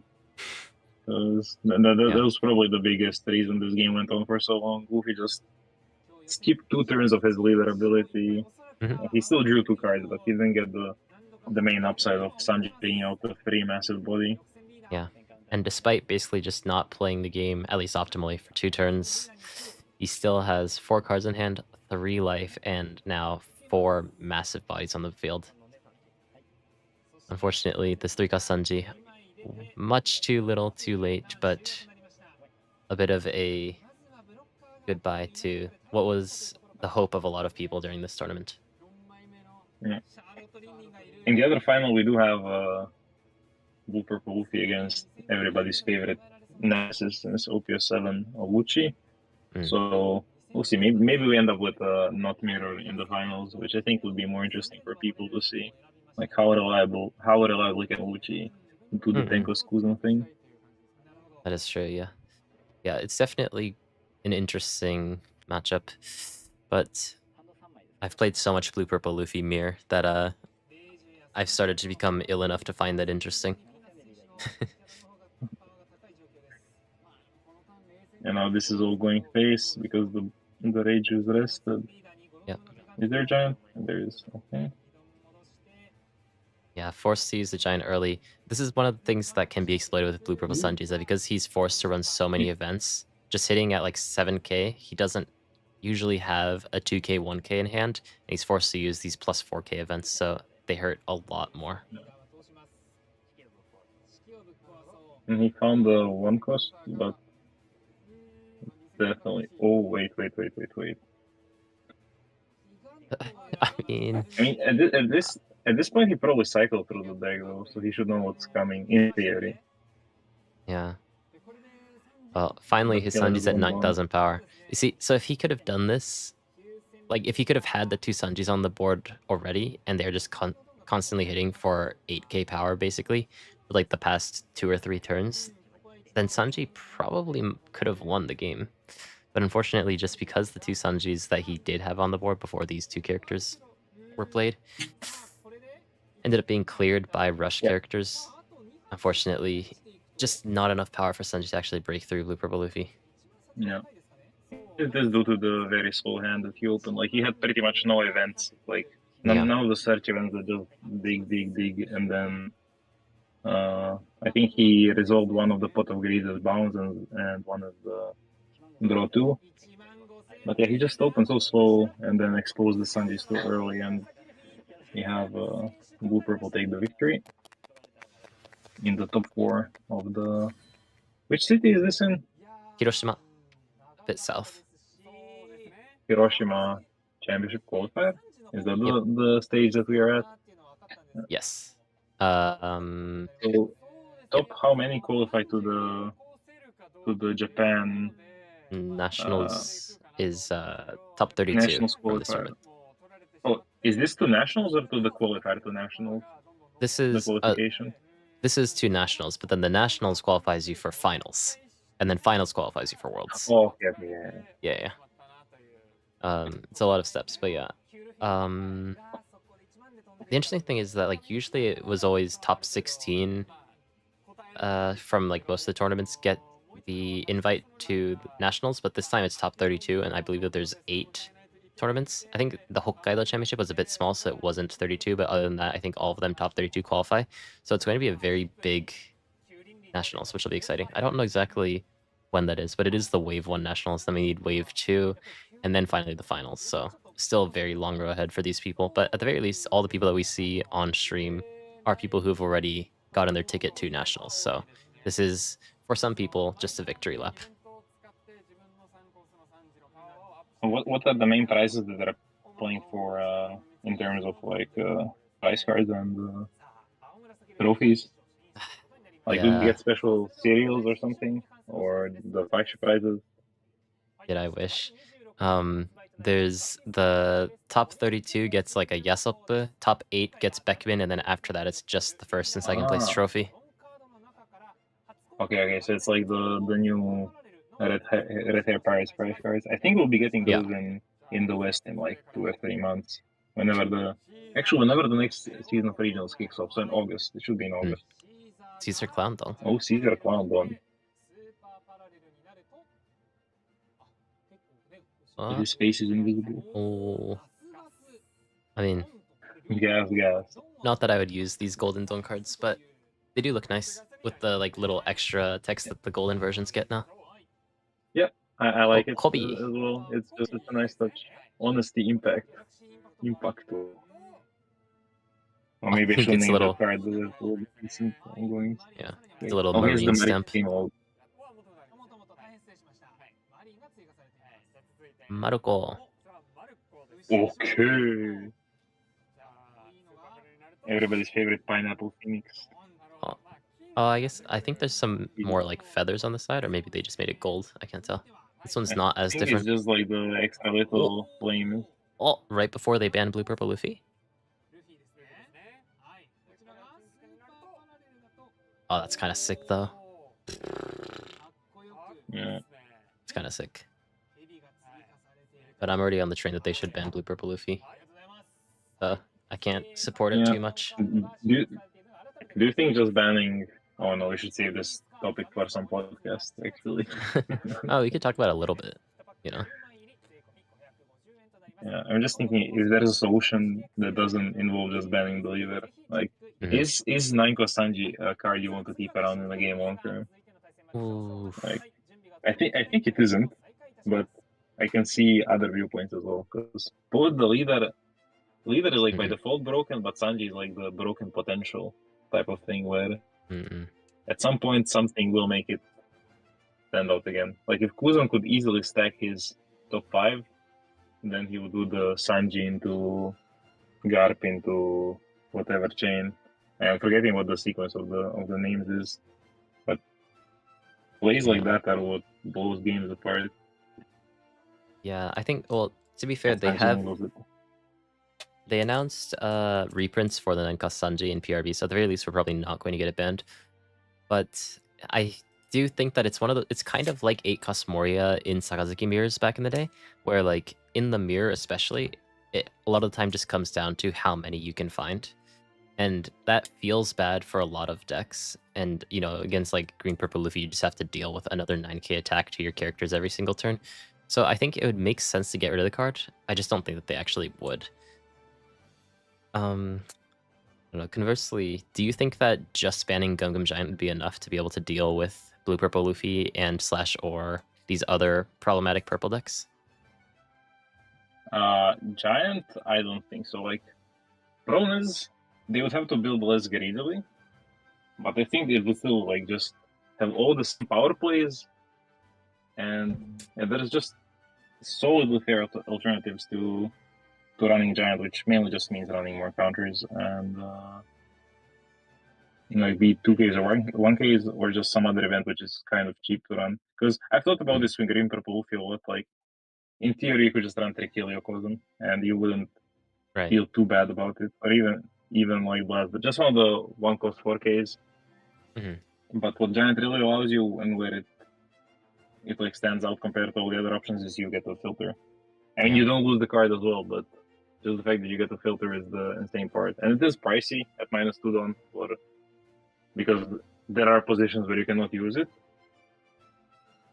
But I think without it, these decks would still at least be competitive contenders. Like maybe just banning Giant and seeing how it plays out is valid, but I also don't want the decks to still be so strong that people get bored of the game and like skip format and stuff. Right. Yeah, I think that's fair. It's also one of those things where like Blue Purple Sanji feels good because it can use it feels balanced because it can use Gum Gum Giant, whereas if it loses that, then that deck's just gone. You know? But I don't know. The thing also, at the very least for Green Purple Luffy, there's also Dead Man's Game, for example, which is, although it's plus 3k, has an additional effect, so you could technically run those just for extra defense. But it's only defense on leader. So, oh, that's true, yeah. Right? Dead Man's is only on, yeah. Yeah. I think Giant, in that regard, is actually more important for Blue Purple because nobody's hitting Blue Purple with his board. You just have to make sure your leader survives. Green Purple, he has to protect the Sanji pudding and the Zoro. Yeah. Yeah, at the very least, Blue Purple Luffy, you know, I mean, he does have Blast Breath. Because it's only -1 long, he can use 9 Mom and Blast Breath on the same turn at the very least.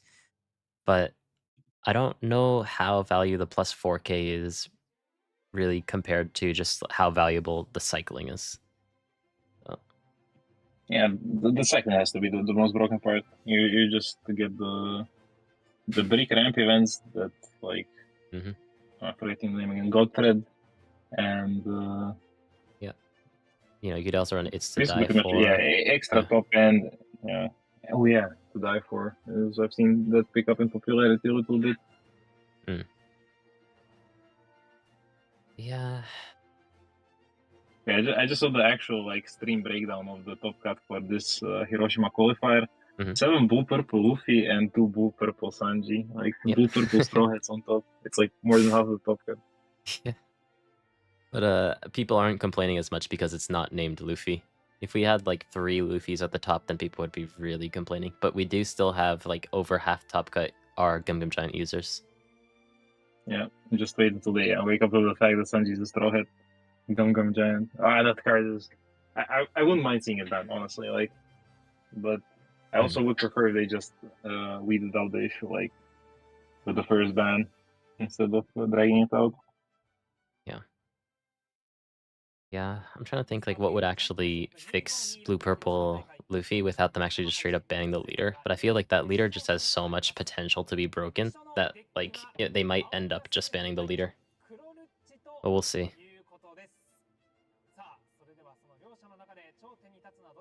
They could also like, I don't know, they haven't eroded a card yet, but if they just made it so that the deck couldn't use 9 Mom, that could also hurt a lot. I'd feel a lot worse though to play Blue Purple Luffy. I'd rather lose 9 Sanji than lose 9 Mom. We have Blue Purple Luffy. So yeah, somebody else suggested that to me, and yeah, without 9 Mom, the deck survivability plummets, and maybe that's just all you need to do, because that card, so playing like mono purple Luffy, and not much else before blue purple Luffy, just because there hasn't been like top end focused purple decks. But as more and more of them start existing, they'll probably just be more and more of a potential problem, unless like there's a lot more cost increase mechanics, which we are kind of seeing, but not on the relevant bodies. Yeah. Yeah, so there were a couple of questions in chat about Green Zoro. One before by Christian asked about UP Luffy into Green Zoro. It's slightly UP Luffy favored just because of 9 Mom, as we were just talking about. And for that reason, Green Zoro in this meta has been kind of falling out just because it has a bit of a bad Blue Purple Luffy matchup. It also struggles a bit into really aggressive decks that can spread out their board very quickly. And as we saw before, I guess it also just gets blown up by Luchi, which is now going to be in the finals. We now have Luchi versus Blue Purple Luffy, which means that the Luchi player beat a Blue Purple Luffy in the top 4 match off screen. So we'll see if he can do it again. Yeah, he's probably the one feeling more confident in his position because he did just beat the same matchup he's playing, and he's probably more prepared for the matchup, to be honest. Because for sure, yeah, Luchi is more of a niche pick that you don't test as much against, whereas the blue purple, no matter which deck you play, you test the board of blue purple. Otherwise, you're not hoping for a good tournament. Yeah, but still, Blue Purple Luffy, despite being the most targeted deck in the meta, has made it up to the finals, so maybe a testament to how prepared he is. Ooh, he's running the 4 Asia Jack. Unfortunate. Okay. Wow. I forgot like, they just randomly add that tag to make them less valuable. Yeah, exactly. Shame, Bandai, shame. Well, the thing is, like, the normal version's like 15 euro or something anyways, and like the 4 Asia version's like less than 10, so like it's not a huge difference. I don't know who's going first and second, but if Blue Purple Luffy is going second, this is a pretty solid starting hand. The Forecast Bunkley is probably not going to play a huge role throughout the game, but just being able to ramp and potentially get a hit in here and there is enough of a role. Second. Because yeah, I think Luchi would have been happy with his hand either going first or second, but going first he gets to get those 6k swings in while sticking to the, like, play Cobra, swing 6, play Laboon, swing 6, and then play Jack. And that allows you to take out Katakuri if Katakuri is played on curve. Yeah. This is but I guess it will go into 9 cost. Yeah. People, like, if you go first, you can play 7 cost Jack earlier. If you go second, then you can play 10 cost Kazang earlier. So it's still a bit debated which side you actually want to be taking. I prefer to take second as Blue Purple Luffy just because it's much easier to get to Tendong faster, and then if you can just start spamming out your 9 cost Sanjis early, which he has 2 of in his hand, which is going to be very crucial to this matchup, then you can end up winning out. But these are good mills. You don't want to draw the Fortress Luchis in this matchup, so yeah. Okay, this you maybe want to draw, so yeah. But I mean, he does have one in his hand, I believe, already. So, I mean, just more 2Ks though. Right. Yeah. Ramps 1 dong, 7k into leader, which Luchi likely takes. For Luchi. Ooh, this is good. More Laboon, more good, because so far he doesn't have Banko Skuzan, so... Yeah. Essentially maybe looking for the forecast Kazan though. Still, Laboon, not bad, just to set up because Blue Purple doesn't really have a way to get rid of it unless he has God Thread. May just be going for that gamble. This time we're counting trash. No! There goes the first 10 cost. But on 5 in trash right now. Obviously not going to be clearing anything with just Laboon coming down. Yeah. I think this Bonkley will stick around for quite a while and be used to as an extra attacker on Jack at some point. Or maybe just the leader, like 8k face. Easier than hitting Jack. Now by playing Bonkley, there's a safe leader ability next turn. And also importantly, Blue Purple Luffy already has a cost Luffy, which is generally only run as like a one of, but very, very good specifically into Luchi, which I would imagine that most other Blue Purple Luffys wouldn't be running currently. So that card could be very key to this matchup. Alright, it just occurred to me, I calculated the curve entirely wrong, so he gets to pop one of the Bonkleys for sure. Yeah. But if one Bonkley stays though, which, I mean, it's likely to, it does end up hitting for 8k the next turn. So being able to play out the double Bonkley when you're going second as Blue Purple Luffy just makes the aggressive plan that much stronger. There's 2 Sanjis in hand. Giant. I mean, it doesn't look that bad for either side, but also Luchi is getting more comfortable with the setup he's getting away with. Like, he play Jack, go to 7 trash, and then next turn he has Tempest Keep Life for sure. Jack is probably living, so the first big body is guaranteed to die off of just Tempest Kick and the Laboon from hand. Right. But if he finds Limlin, if he doesn't find Limlin, then the Laboon will also stick on board. He drew Kuzan and immediately discarded, so... at this point, maybe a bit tricky to play. He might have a timing next turn, but generally you just want to be focusing on clearing the opponent's 9+9. Oh, there is a lane line. That's pretty good. Importantly, and this sort of makes me sad he didn't take the Laboon. He'll get to heal Bagua as well, so he doesn't have any immediate need for Katakuri to be able to giant. Yeah, the other dangerous thing about this Katakuri is that, I mean, just with the Jack and Laboon on the board with leader effect, you can already just get rid of it. At the very least, by playing a 9 cost, it forces the opponent to have to get one more minus from somewhere.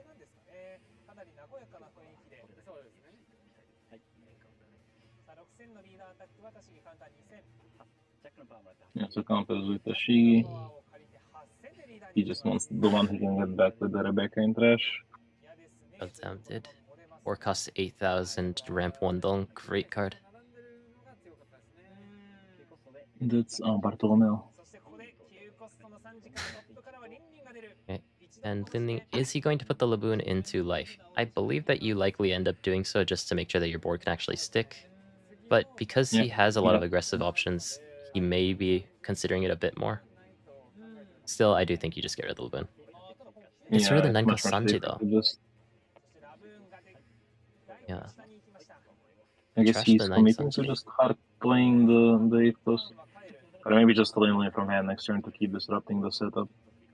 I guess, but... Because maybe he's expecting like Rebecca Hina and then Kuzma from hand.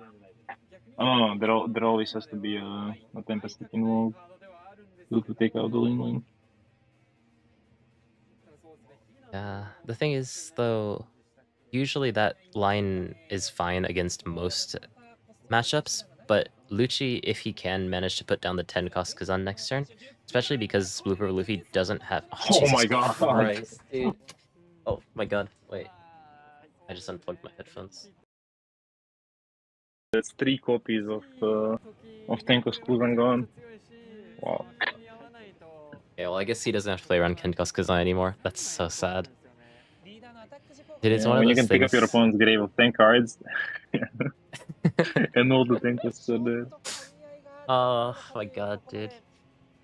Like, that's why I hate playing Luchi, because you always, like, it's so easy to do results-based analysis. Like, man, if I just Tempest kicked first, but, like, you just can't know.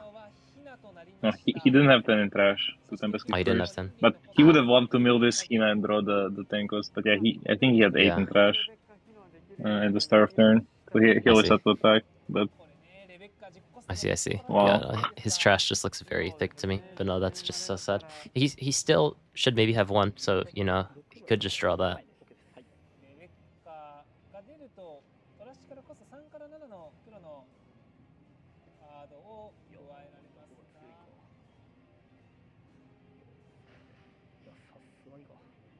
I completely lost my train of thought when the 2 Tenkos were milled, because there was something I wanted to say about the matchup, and now I'm just... Yeah, no,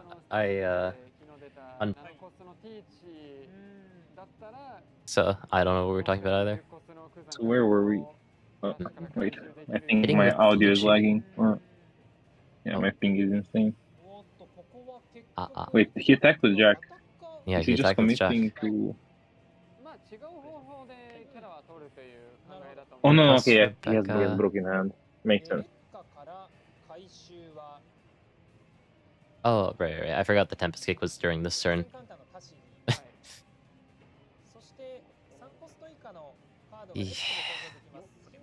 Yeah, he's going to be able to get rid of 1, and if you can choose, definitely getting rid of 9-cost Bomb is better, just because it can restand itself with 8-cost Katakuri. Luchi, immediately, very suddenly developing a very powerful board. This, the classic Rebecca Hina Luchi, but now Rebecca Hina Brook. Keeping him kind of in the game still, but another 9 Sanji, not getting punished. Sanji. Yeah. He's just not getting punished for the Sanji that he threw away. Oh, he runs there's no punish anymore. Yeah. Now that there's no Tenkos in play, pretty much. Yeah, no, it's his next card. I guess if you're a Luchi player and you saw these mills, you probably just had flashbacks all the time when you play against like Black Yellow Luffy and you attack and you mill 2 Isha or something, or Isha and Kaido. That's probably how this guy feels right now. Like, Kaido deserves better.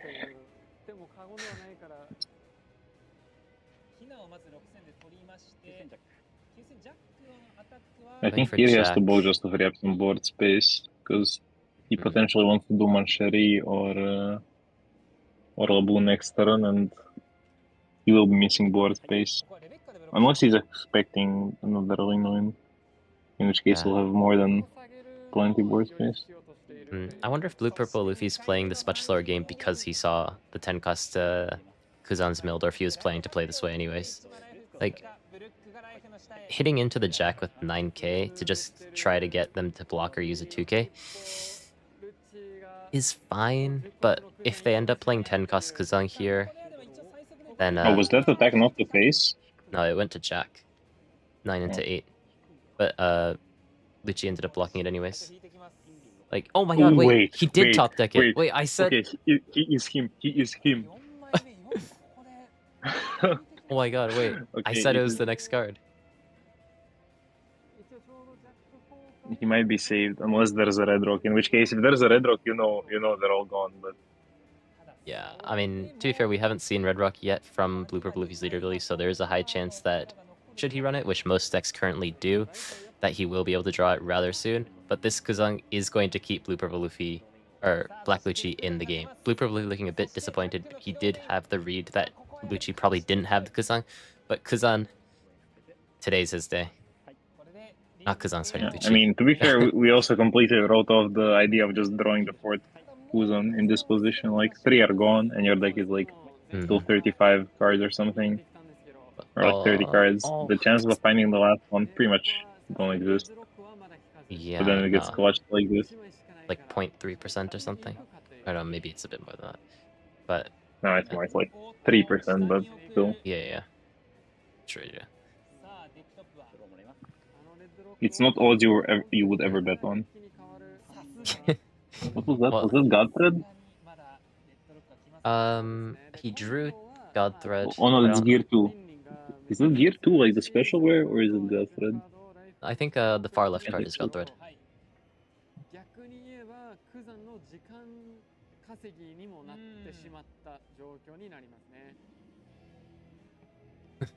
No, he might overcommit with swings into the Jack, and then he will get punished by the other Jack in hand, combined with the maybe the Mancheri. Yeah, I don't think the Luchi should have blocked the 9 into 8k attack the last turn. Yeah, if it was 9 into 8, I agree. Yeah. If it was face, maybe there was a better argument. Yeah. Just because there's always potential for like more aggressive plays. But maybe he shouldn't have blocked at all.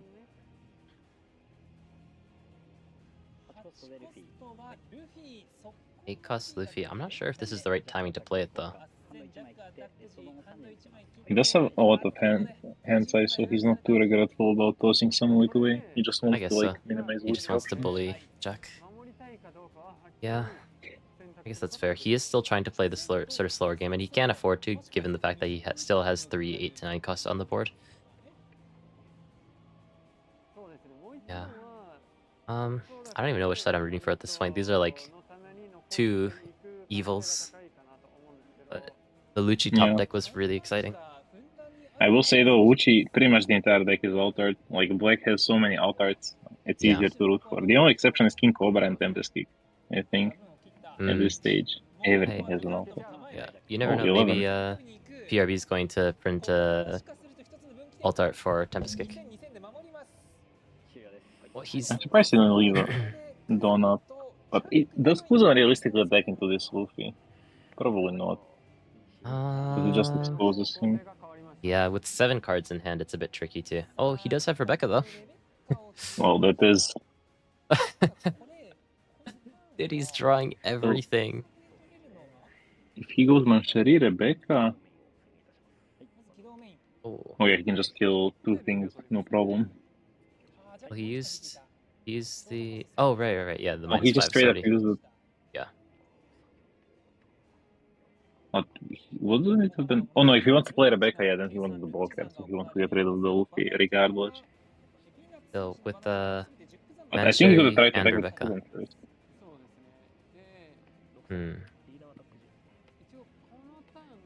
The 6k attack.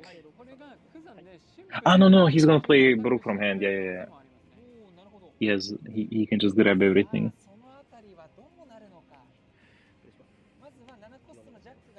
Or not?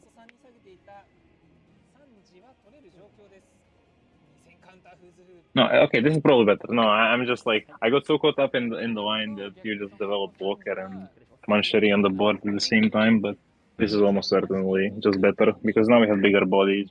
You're also threatening violence against the leader if he overcommits with the attacks.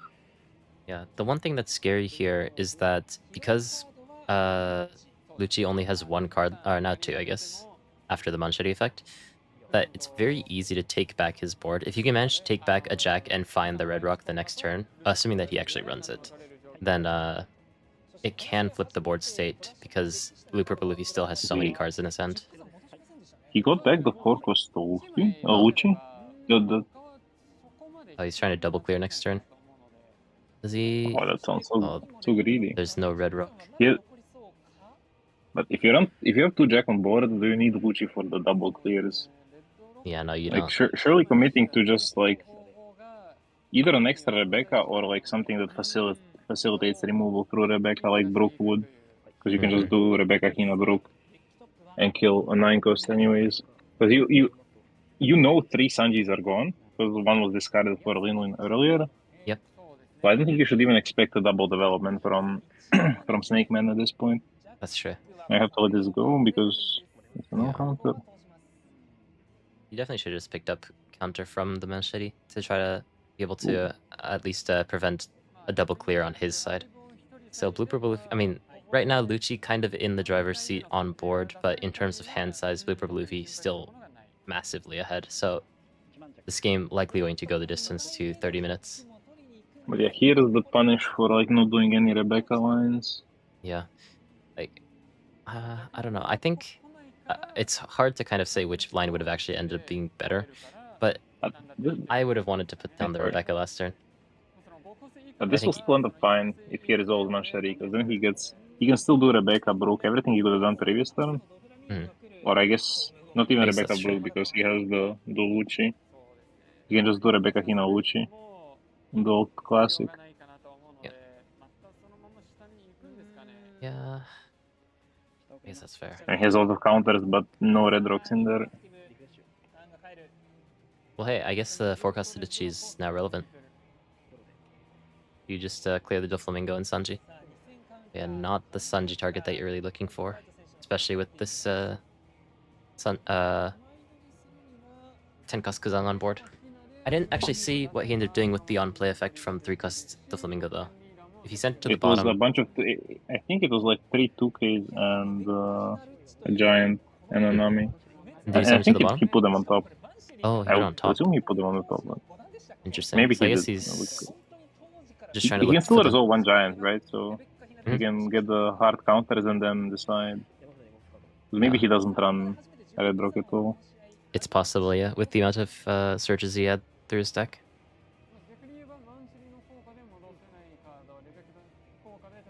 Yeah, here is just Rebecca Hina Luchi. Oh, that's so devastating. Dude, from OP05 to OP12. Why is he attacking first, though? I imagine that he expects to be able to get out 1k. But he knows, or his opponent knows there's a Luchi in hand, so why would you not poke with the Doffy? Oh, yeah. Like, you know, it's all face-up information. It's Rebecca Hina Luchi incoming, and the Doffy is dying with certainty. Yeah, there is the argument that maybe he just wanted to cycle through his deck a bit more, just to grab the counter that he set up on top with the 3-cost Doflamingo. But he did end up cutting gear second as well. 10k Kuzan swing, I think, because I think this Kuzan is now swinging. He's backed up by a blocker. Yep.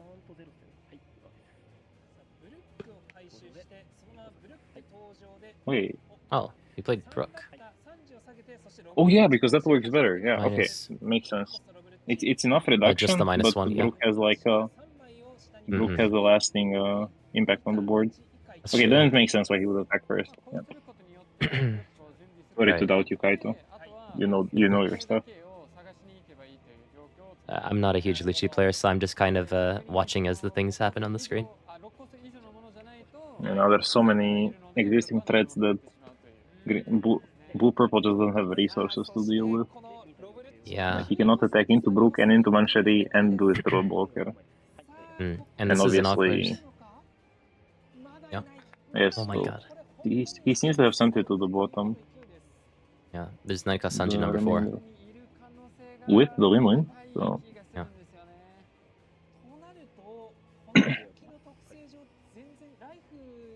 Interesting, though, that he doesn't just reveal the 9-cost Sanji. Doesn't make a huge difference, but if you're going to play it anyways, that doesn't change too much in how the opponent's going to react to your swings. Because they expect you to play a 9-cost anyways. How this game turned out, though. Like, we thought it was so doomed when 3 of the 10-cost Kuzans were milled, and then he top decks the 4th one, and I can't believe everything changes. That's so crazy.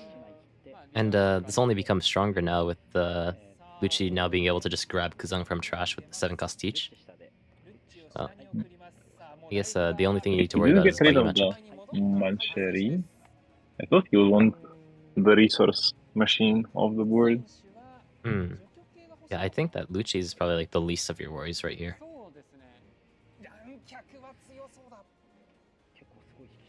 Tempest Kick's also very nice to see right now.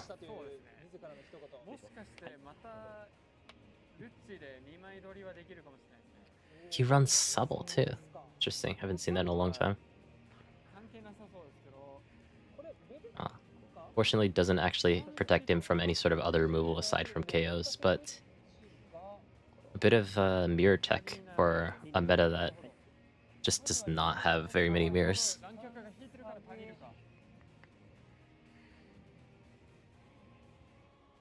God, dude. 9 customums, 26 cost. That's how you counter Luchi. You just put the dice and hope they interpret the...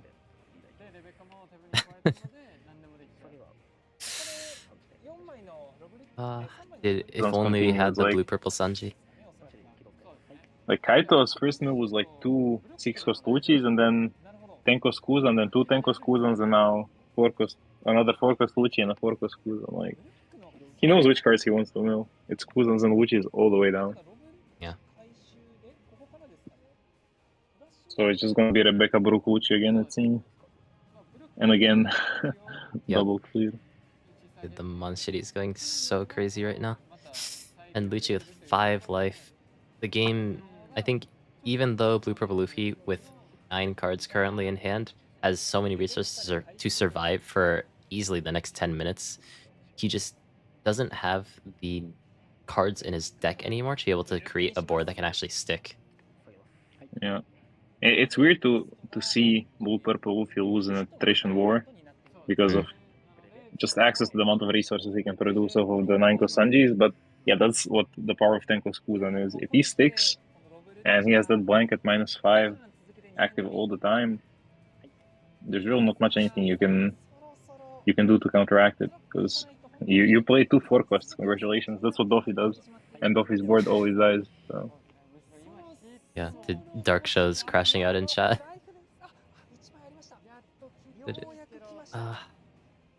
Oh, we were talking about how there's the Red Rock. There's the Red Rock.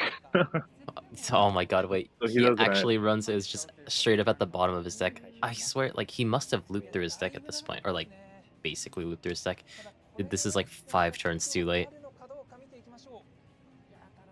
Thing is, like, even if he can clear the Kuzan, which we know there's not going to be any more Kuzans from Luchi, he just, the Blue-Purple Luffy just doesn't have enough characters left in his deck to just be able to push through the finish line. The Mancheri has done too much work. The 10-cost Kuzan's done too much work.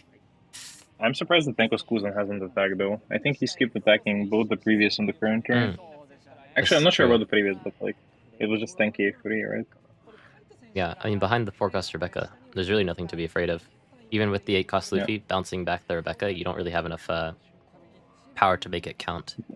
Okay, so now that he doesn't have 10-cost Kuzan, I think Kaito's plan should be to like establish as many lasting like resources like in form of 4-cost Kuzan or a Laboon on the board to deal with the bodies that Blue-Purple he puts out, because he knows all the Sanjis are gone. So now you're just, well, quote unquote, just dealing with the remaining high drops that blue purple Luffy has while your board of like medium-sized bodies chips away.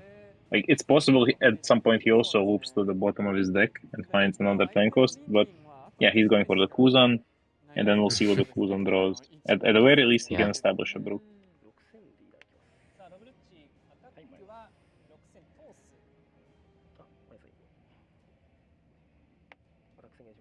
Oh, is he gonna go Kuzan Sabo? I mean, it looks like that's the play that he's going for. There isn't really too much else. Oh, he's playing... Oh, yeah, Kuzan. But you definitely play the Kuzan first and then decide to swing, I think. That's true. This... Like, I'm not sure. Gravity Blade is not that nice for blue purple now. But you can still play Linlin, like chip away at the board bit by bit. Yeah. I wonder actually... Oh yeah, no. We actually had this scenario. When it goes to time, there's the 3 extra turns. And, I mean, if he plays the 9-mom from hand to get rid of the opponent's likely 4-cost Kazang, you put Luchi at 6 life. Finally going for the Manshiri. Is he going to let it go? I mean, he likely lets it go just because we have 5 I think you full block, like... Right. Yeah, because you just get the Manshiri can be anything. Anything. If you want to, she can become Jack over 2 turns as well. Through That's Rebecca. True, yeah. I wonder, would he put back the 9-mom? I think you have... Oh, for a second I thought he clicked Manshiri. Like, there would be some validity to it just because it's possible to kill this. Yeah, but the thing is... without the Manshiri as well, but... Yeah. The judge keeps spreading his cards apart. You have 3 miles on your board and you decide to only use 20 meters. I really think that the third 9-mom that was played that put the 4-cost Luchi into Luchi's life should have been Manshiri. But because he didn't end up doing that, this Manshiri over the course of about 5 turns has generated basically every single card to deal with blue-purple Luffy's board. Yeah, and now she'll continue doing that by fetching Rebecca, into Hina, into Brook. I think if there's one decision blue-purple Luffy regrets the most in this match, it's the turn that he decided to discard one of his Sanjis for Linlin. Like, he probably wouldn't anticipate the game to go this much, but I also think if you play enough against Luchi, you would anticipate it. So it might be that factor of the Luchi tested this matchup a lot more than the blue-purple Luffy player did. That's just the nature of running a more niche pick. I feel like in blue-purple Luffy versus Luchi, every single 9-cost Sanji that you play is like at least a percentage increase in your win rate in the matchup. So getting rid of that, especially because he didn't actually see the 3rd one when he got rid of his 2nd one, was very, very scary. But regardless, the tragedy of not being able to find the red rock that he had is definitely the key factor to how this game ended up playing out this way.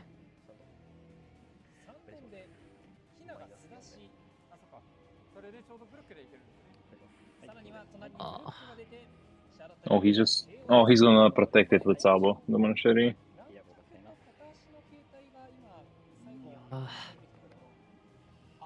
Yeah, he's definitely looped through his deck at this point. Yeah, he's definitely planning to play the Gravity Blade. So you can Gravity Blade 2 characters, Sabo and something, and then you hit into Brook, probably. Manshiri. It's probably Brook. I don't think you care too much about the Luchi's 6k power line. Yeah. And then I would expect Luchi to immediately go into wait, I need more threats line and just grab a Jack with Rebecca. Oh, bottom the Manshiri. Wait. I mean, I guess he's afraid. He's also under time pressure, so... Oh, yeah. That definitely plays a role. Like, he needs to chip away at that life. Yeah, that's true. If he had, like, another 20 minutes, he'd probably go for board. But he needs to somehow... he needs to end the game, like, now. Oh, yeah, this is actually a terrible position to be in. Let me move my camera away from the... If he has the time, this looks very, like, somewhat playable. Like, we know that... He also knows that Luchi has the options because of the Rebecca. He can just Rebecca grab back Jack. But if he has to hit into life and give Luchi all these extra resources and extra options, then you know it's just hopeless. Yeah.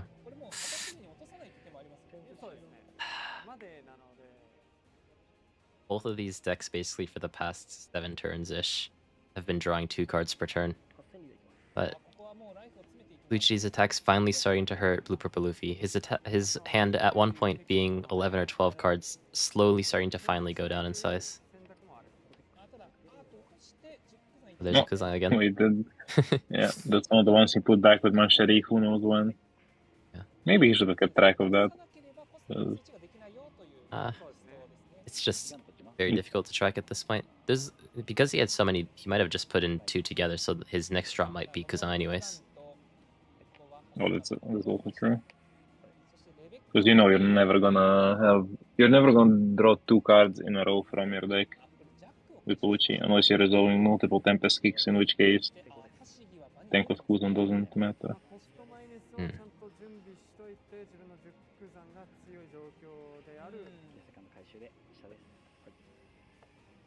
He just bottoms the rest. I wonder what he's looking for at this stage.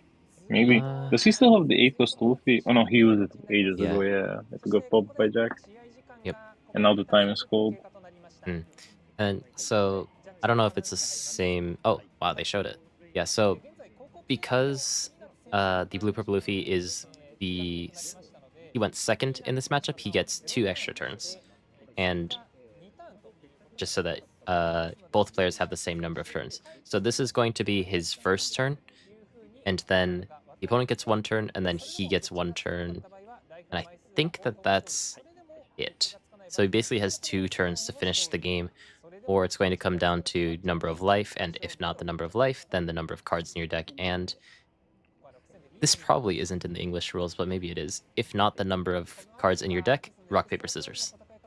Yeah, for us it's number of life into number of cards in deck, into number of characters on board, into who last took life, into... I don't know what... There's too many criteria, it never goes past the character check. Like here and there was... Yeah. Mostly, like 99% of the time is just deck count on same life. But there have been few rare instances where character count mattered. There were one time I actually lost the top 32 match because I didn't take my time to count deck and realized we have the same deck count. So I used like Sakazuki Leader and Great Eruption, and then I lost on deck count. But if I like don't use the abilities, we have same deck count, and I win on my like 5 board to his 0, and it was interesting. But I'm surprised that he went with the 9 plus Luffy line instead of something involving the Uzot. Because we see the Uzohachis in hand, and they're like the best guarantee you have at pushing some damage through, because this body that you now got is going to die for sure, and any body you play would have died for sure. But Uzoh at least sort of guarantees you can push some damage on that turn, because Luchi's hand size is after all somewhat small, and what's the word I'm looking for? You know there's not that many 2Ks left over. But now this is just gonna die, and there's gonna be a new Rebecca, and he has to play Uzohachi again, but he doesn't get the second attacker. Yeah. 7 cost Jack. Or maybe coming back onto the board. Maybe it wasn't. Yeah, maybe it wasn't even Uzohachi, but it was God Thread instead on the Rebecca. Oh, actually, God Thread's pretty decent there. Yeah. And now it's just flexing. Yep. Game's been over for like 15 minutes, but it was over in the other direction for Blue Purple Luffy until the 10 cost Kuzan came out. Yeah. Also, I just realized this might be the first time I've seen someone use 10 gold Odendon. I never see those. Yeah, it looks quite nice. Yeah. Well, yeah, Blue Purple Luffy doesn't have any rush characters, so he can't even get to the point where they can start counting deck. This is the final turn of the game. The game is over. Yeah. It's also know the exact functioning of time rules, because I don't think you play that many grind game matches that go into time, and especially in Asian tournaments where people accept, like, if you go to time, it's a double loss, right? So people pretty much make sure to never go into time in regular round. Seems like he might have forgot to use his leader effect and the judge let him take it back. I guess this is, I mean, it's the last turn anyways, so it doesn't really make a huge difference, but that's the final turn, and because Luchi has 5 life and Blue Purple Luffy has 3, Luchi's going to win this one. And with that, the Hiroshima qualifier. Yep. So, well done, Kaito. Well done, Kaito. And sorry to Peanut, the Blue Purple Luffy player, for not finding his red rock for the first 10,000 turns of that game. Yeah, it's amazing how that single card placement decided the game, because as soon as the Tenko's Kuzan is not dealt with, it completely takes over the game. Like we were thinking, oh, this looks desperate, because Luchi has to invest so many resources to deal with high cost bodies, and the only time he doesn't is when there is this guy that just makes everything 4 cost on the board, and suddenly everything is easy. Yeah. And we saw the value that Mancheri also provided. So the 1 cost and the 10 cost working together, blasting away the matchup. Honestly, makes me want to play Luchi. I miss these types of.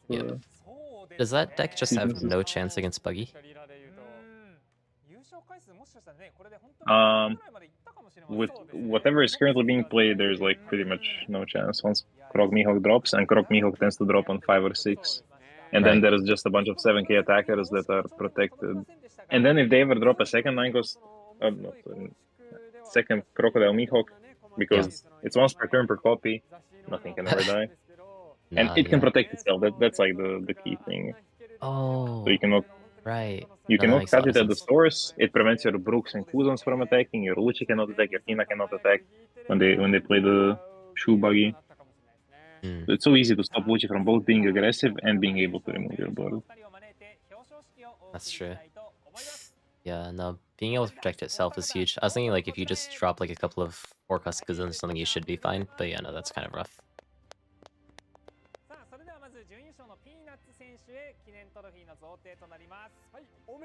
I don't know when they're going to show bans. They just announced that there are going to be bans, but I imagine that when those happen, they'll announce ahead of time that it's going to happen.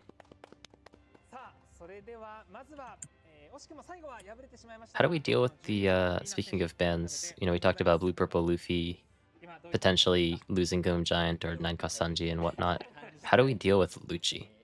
Luchi's never, I mean, since the bans haven't really been top tier, but he's been in the meta, like, forever. Maybe we bring back Sakazuki. I want to say Tempest Kick, but we didn't see much of Tempest Kick. Like I think we saw two activated throughout this match. It was mainly combination of Tenko's Kuzan and all the smaller reductions pulling their weight. But at least in the aggro matchups that like play medium-sized bodies, Tempest Kick is what makes the difference. And it's also, I think, one of the cards that lends itself most to toxic play patterns, where you know how Cross was experimenting with that Luchi deck. And obviously Rebecca and other decks could attempt something like that as well. And I think if there's ever a day that can quickly mill itself out while not losing too much tempo and abuse that combo, that card just is the obvious problem. But then the other age-old proposal, ever since the card came out, is OP5 Rebecca, because she was also doing a ton of lifting in this match, like blocker that develops the relevant piece. One of those two, if we actually want to go after Luchi for what, 6th time at this point. Yeah. Well, hey, Rebecca is blocked too, so if they don't deal with that card, it is going to stay around for a whole another year. Yeah. Until April 2027. So. Yeah. I don't know. I don't think that Luchi necessarily needs bans, because I do think that like there are decks that have come into meta that can deal with him. It's just crazy that he keeps finding a way to make it work. Also, if he loses Tempest Kick, then that means like Black loses basically all of their 1-cost cost reduction events, which would be pretty funny. Yeah. I'm sure a lot of people would think Black needs to lose all the 1-cost reduction events, because they have been cause of many problems. So yeah. They would keep patchwork.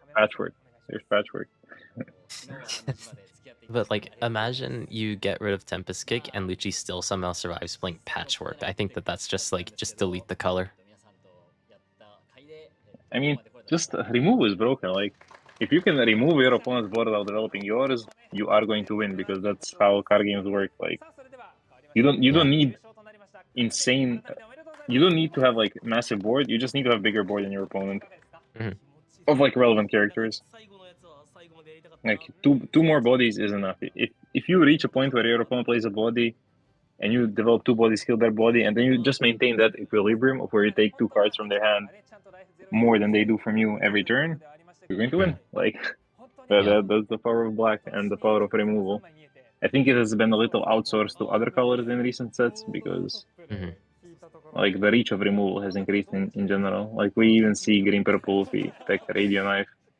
And obviously blue has had a bunch of events. Purple has Lin Lin. But yeah, removal is broken.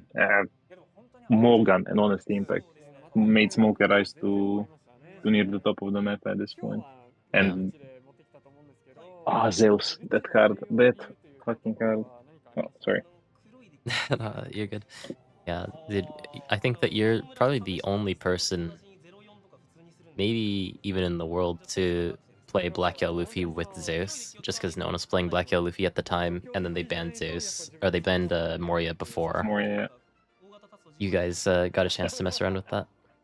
I thought about this like a few days ago, and I was like, well, we're testing OP11 the entire time, and I'm like, man, if we still had Moria and Ice Age, I think Black Yellow Luffy might actually be the best deck in the format. Like, people just didn't try it, but Yeah. the fact that Blackbeard, especially in Japanese meta without starter decks, was pretty much erased from existence by Green Purple and Blue Purple, I think Black Yellow Luffy just more refined would completely.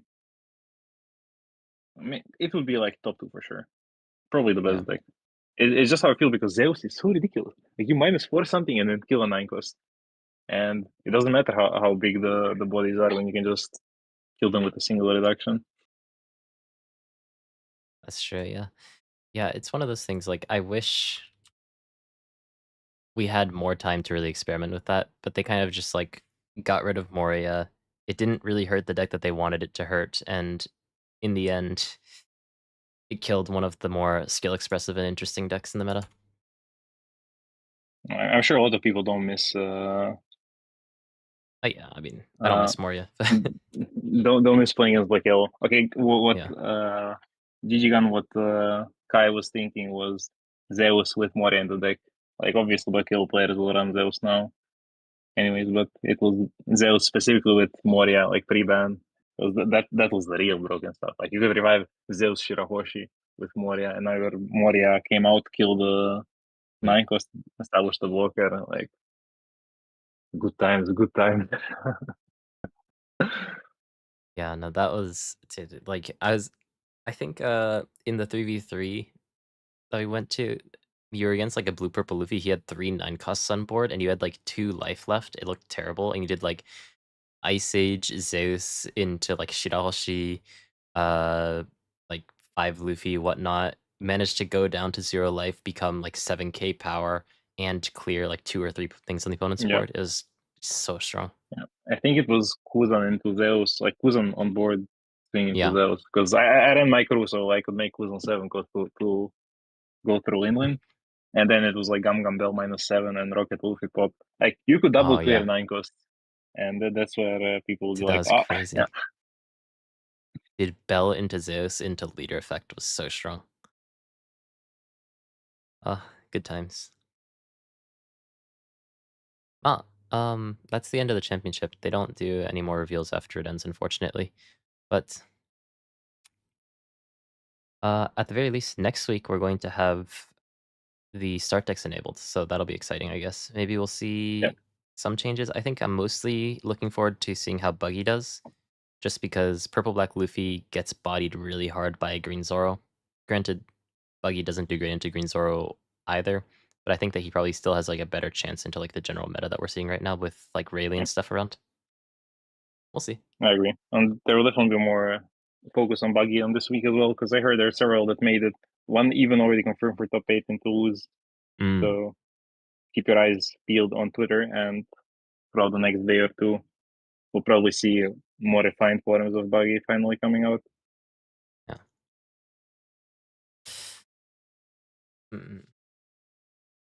That'll be exciting. Do you have any, I guess, the champion's over, so maybe we should start to wrap up a bit. Plus, I should probably go eat Yeah. soon. But do you have any predictions for what we might see next week with this OP12 meta? Yeah, I'll pull up the stats one more Um. time. Oh, I saw Noah Resk. Yeah. Flash said that Pierre won. Or wait, let me double check. Let me double check just to not lie to you. But I think he said he won. Uh, Yeah, Trek won 2-1, and he's playing against Gaston in top 8. So it will be Buggy against Green Yellow in top your 8. kid Both. Gaston. Yeah, he's playing Green Yellow, and he's top 8, and he will go up against, I think, uh Pierre's Buggy. Pierre is like the partner of Flash in like Patreon, now MetaFi. Hmm. And for the meta predictions, I would expect it to get more aggressive. Like, I would be surprised if we see more, both as a response to decks like Sanji, and I'm not sure how much it is applicable to Luchi, but really, I would expect to do better, or Red Zoro at least. And I'm not sure what happened to Bello Betty in Japan. Is it just Green Zoro being that terrible of a matchup? I actually don't know. I think, I don't know how Rayleigh versus Bella Betty goes. Green Zoro, at least on paper, seems like it would be Zoro favored. Um, but I feel like it just really fell off a cliff more than I feel like it probably should. Because at least there was one Bella Betty in the top 16 today, but I really haven't seen too many recently. I think just answering someone's question in chat kind of connected to that, how I'd rate the meta overall compared to the other meta. Blue Purple Luffy is a bit too strong, I feel. Like, it still hasn't won any of the OP12 championships, but the fact that Bella Betty's no longer in the meta means that he doesn't really have any enemies. It's just that, for some reason, for the past couple of weeks, he hasn't been able to win all the way. So, not as bad as OP08 RP Law meta in Japan, but it's pretty rough because I think that Blue Purple Luffy is kind of by far the best deck right now in OP12. Yeah, looking at the representation, it also seems like the other decks, like Green Zoro and Green Purple, had pretty much no tops compared to Blue Purple, and they are like in Yeah. percentage. Green Zoro is almost matching him, and Green Purple is at the half the representation. And then really, I don't remember if more than one was in top 16, or if there was even one in top 16. Today And there Red was Zoro, no. nothing. What's the? Is that Shanks at 4.2? Yep, that's Or Shanks. I'm surprised he actually has that many Yeah, that's actually true. players bringing him still. I think it's just like people like the character. It's simple to play. It's one of those things where like people who qualify but don't really know what to bring end up just kind of bringing like whatever they have. Um, Wait, actually, interestingly, 3.4% of Nami is kind of a lot. yeah, I there was was gonna like, 2 weeks ago, Blue Nami ended up winning the championship, so there might just be a lot of Nami yeah, copers from that. I saw. Is the fan letter promo already available for play? Yep, you can use it. Yeah. That's probably more relevant for Blue Yellow Nami than for Blue Nami. Because in Yeah. Blue Nami, you just maybe mill one. In Blue Yellow Nami, you actually get to play the curve with like 8 cost kid hmm and Yeah, Jozo and whatnot. it's a great card Is the in Blue Yellow Nami. 4.2% teach? Yep, each 4.2%. Okay, that's one that might, with the starter deck, see more popularity. I'm not sure how people Mm, build it, but it gets occasional tops in Europe and yeah. US with the starters. It's just that, yeah, Green Purple Luffy existing is not the Also, nicest for him. Green Zoro is also a pretty big problem for that deck right now. So there is that. Is any Um, of the Kuina is activate main? Green has activate Hmm. main. Yeah, but the thing with the Green Zoro is that kind of you can. It's like a Green Kid where you just keep hitting the opponent's leader and eventually they just die.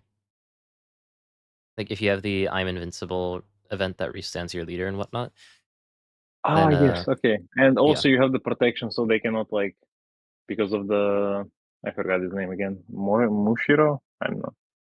Koshiro. The sensei Koshiro. Okay, yeah. Yeah, Uh, to protect your bodies from teachers removal at least for a while.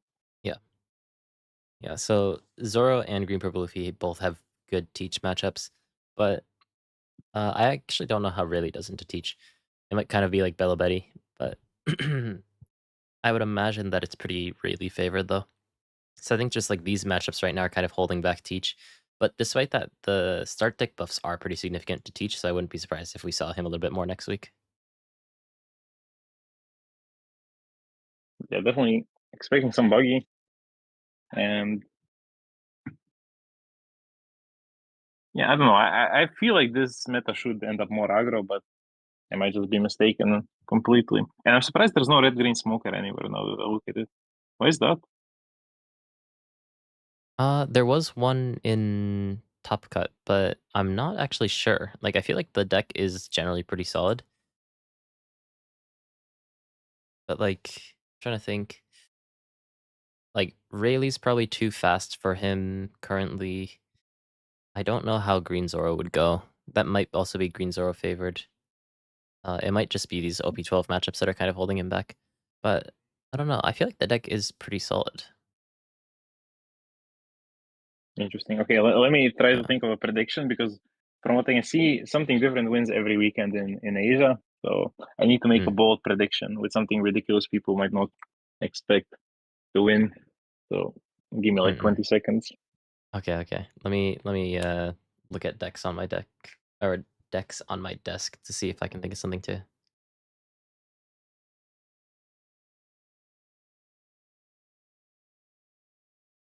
Okay, I've decided. I will say that Yep. Bonnie with the new starter deck support will win. Higher Like, consistency, they just slam in mm, 4 hoodies and it can do well into most of the meta, I imagine. Yeah, I'll mm. go with Bonnie for now. And then we'll see how uh, stupid I look in a week. you know, that's a pretty good bet. Because today at the 3v3, I was actually going to bring Bonnie. But you can't have the same color, and we had a green Zoro on our team, so I had to bring a different color. So I brought blue purple Sanji. I'm going to put a bet But on some. wait. Yeah. So that means you didn't have blue purple Luffy in the 3v3. Don't try to sneak that past. So you see, I'm the blue purple Luffy player, and so what actually happened today is I told them I'm gonna bring blue purple Luffy, so don't bring. Or I told them I was gonna bring blue purple, so don't bring blue purple, and I just brought the wrong blue purple.